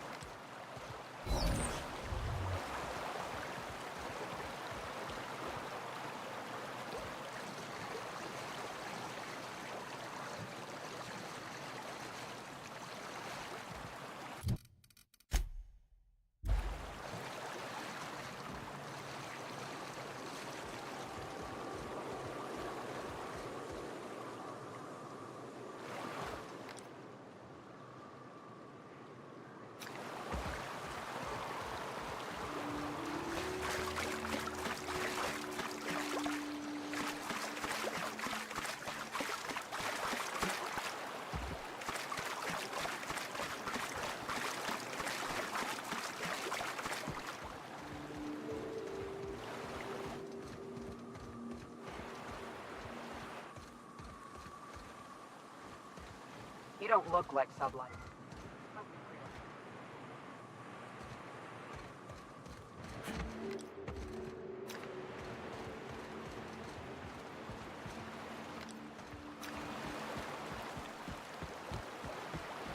Hold on to your hamster.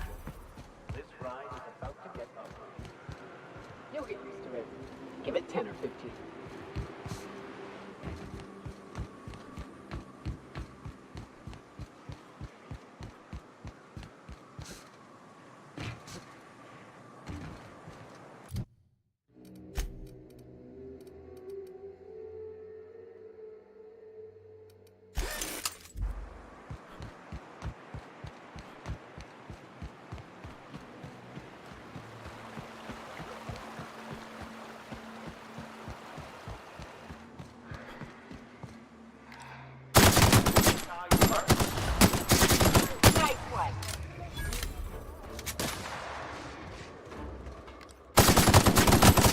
Don't mess with us!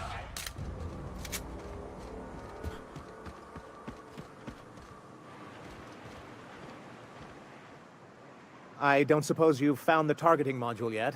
I've sent patrols, but they're running into trouble with the iconoclasts.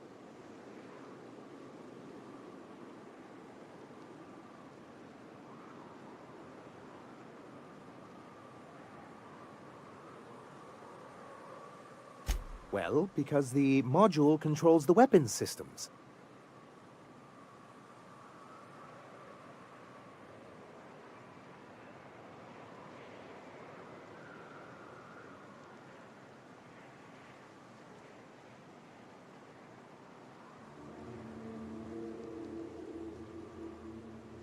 Can you imagine what those maniacs would do with weapons like that?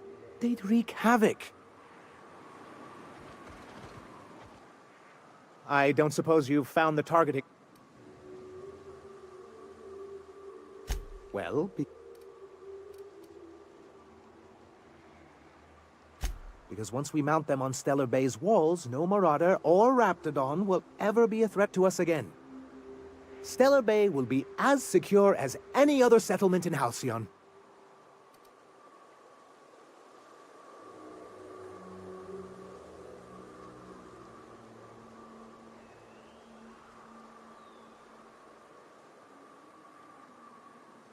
The board's own Salvage and Recovery Clause 32B would say differently.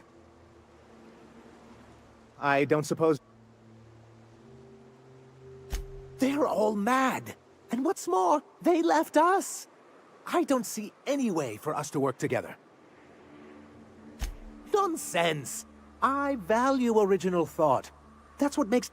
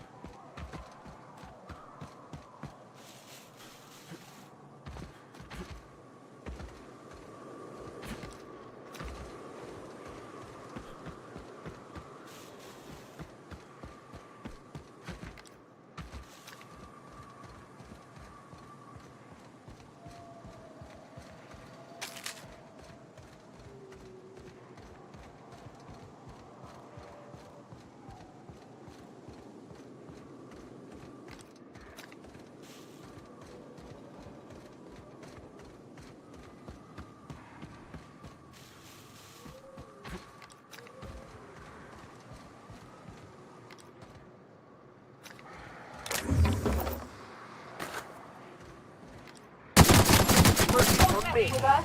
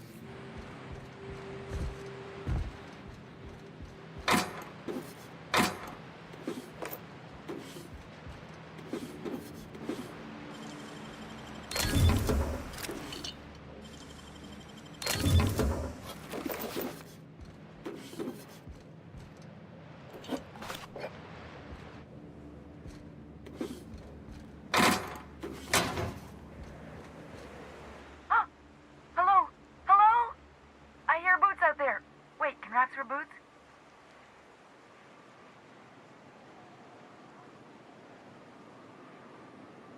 Oh, thank the Eternal.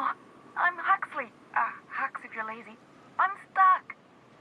My friends and I were scavenging here, and a Manta Queen showed up. Then Raptidons. It was a void-blasted mess. I ran in here and, now the door's locked. Little help?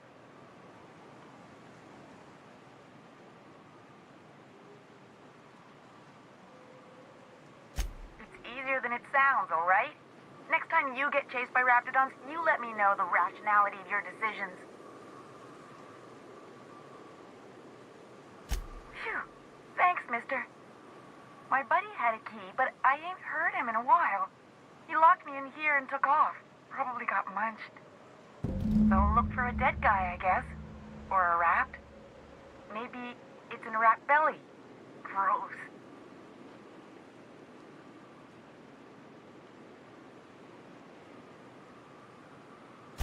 Sure. Beats not answering questions.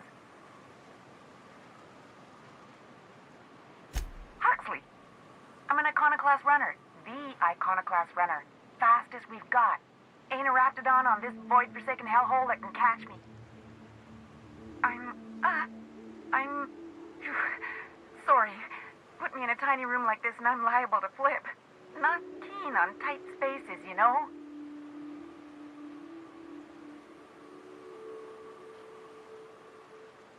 My buddy locked me in here. I told you that. It was for my safekeeping, on account of Raptidons wanting to munch on my head. But, I mean, okay, yes, fine. I get myself into sticky situations. It's just part of the life, all right? Sometimes you gotta hide in a trash can so you don't get eaten by monsters.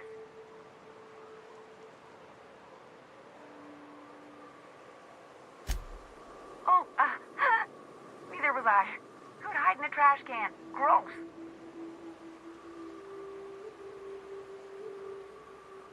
Oh, that'd be my people. Graham and Zora and Milton and... I really miss them. You gonna let me out of here? I want to get back to Amber Heights. Probably. read things, my mind gets to wandering about all the things I could be doing instead. Get me out of here! What do you mean? It's locked.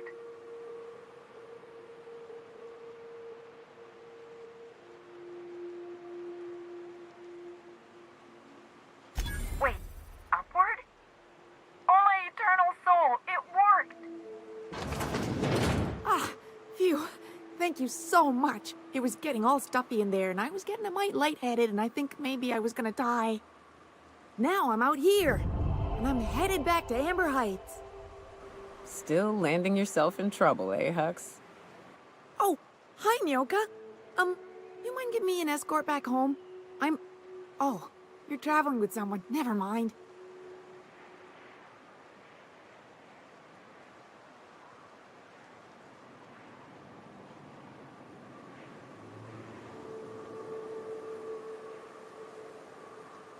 But I ain't got nothing on me. How's about a heaping helping of appreciation and respect?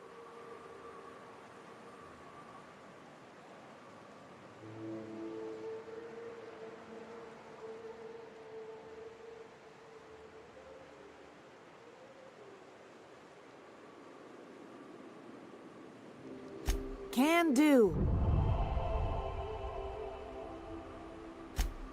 Oh, sure, I'm a runner. I'm used to getting all dizzy and... Hey, who's your identical, slightly blurry friend? Thanks a lot, mister.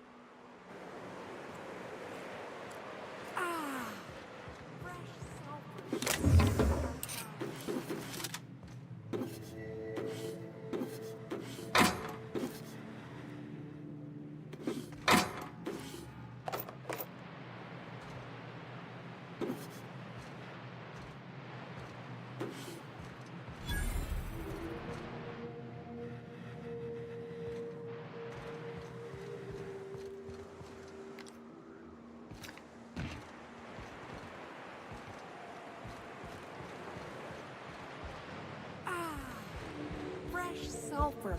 Good to be outside.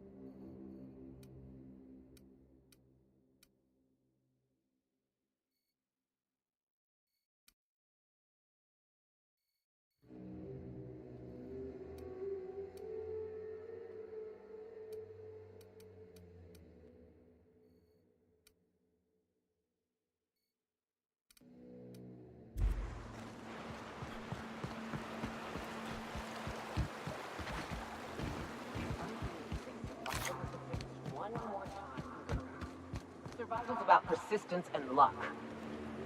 So weapon proficiency and adaptive.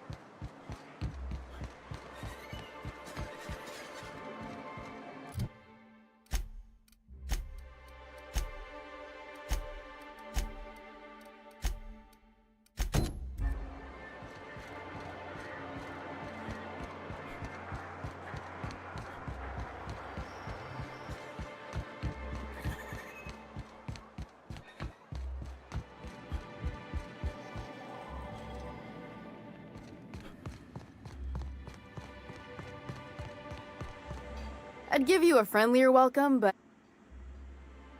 that he's got his load on and I'm stuck covering his shift? That's... wow. I sure feel like an ass now.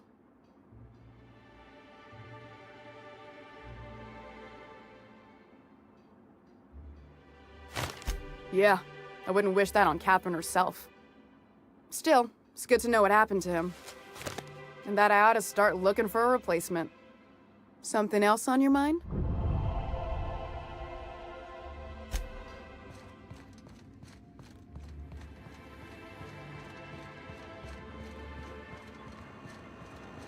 I hear those rich people in Byzantium.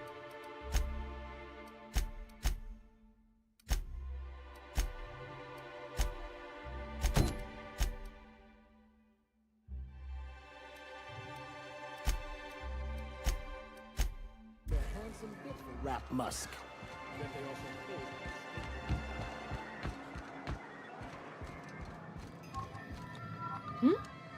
Staying long?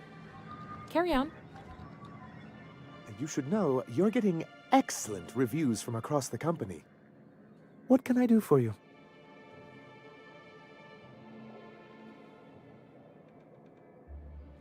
You weren't supposed to look. I asked you to delete it.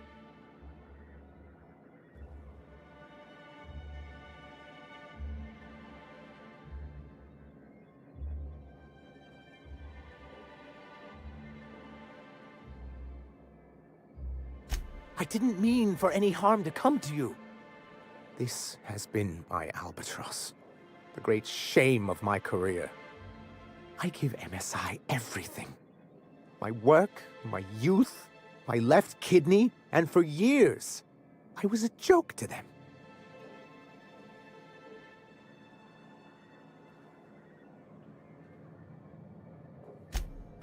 One of the executives required a transplant.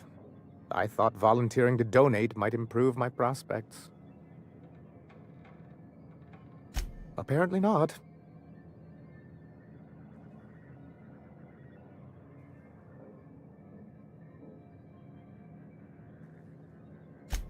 Oh, perhaps they were right. After all, what have I built? Stellar Bay is barely keeping afloat.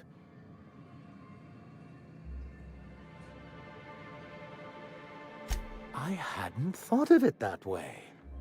But perhaps there's something to that. Thank you for that. Was there something else?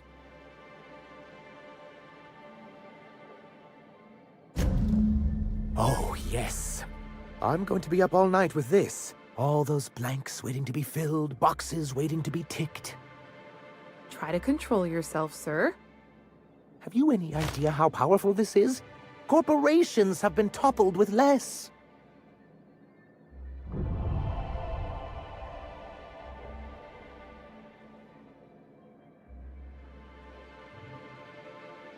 But that's exactly what this is. The world isn't changed with guns and speeches, much as Graham and his followers would like to think, but rather with meticulous documentation. And the dissemination of the proper ideals and information to those in the highest echelon of society. On the contrary, I would say good documentation is for everyone. And the bill of liquidation/transfer Form 52 is one of the most formidable pieces of data entry in all of Halcyon. One false stroke can invalidate the entire document. It's true. One of the old execs gave herself a stroke trying to fill out the exemptions section.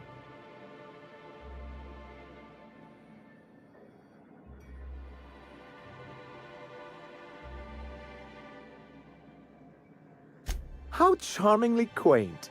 But this is an electronic form. No ink need be wasted. It's an expression, sir? Well, it really shouldn't be. Electronic data is much easier to disseminate, but I digress. For our part, a bill of liquidation/transfer Form 52 will protect our holdings on Monarch by temporarily assigning them to a pass-through entity once we drop our bomb on the board.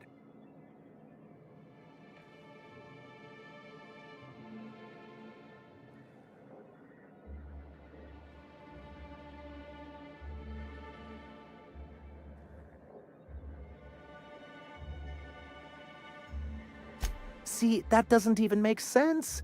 This is an electronic form. We don't need paperweights. Hardly the point, sir.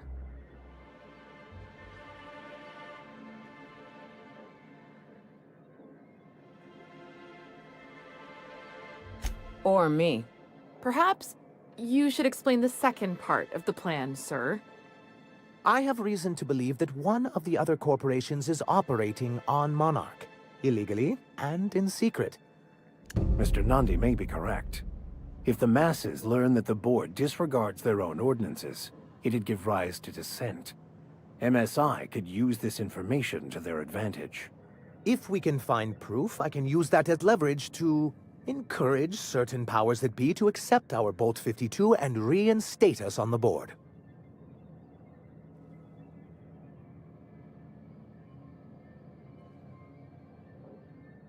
If someone is operating here, then Catherine's almost certainly supplying them out of Fallbrook. Perhaps she could be convinced to tell you where they are.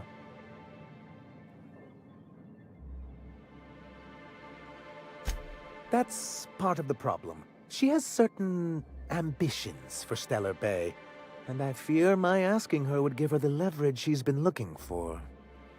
Don't get yourself worked up, sir. It's perfectly natural to have a healthy fear of her. We really don't need to discuss this now, Celia.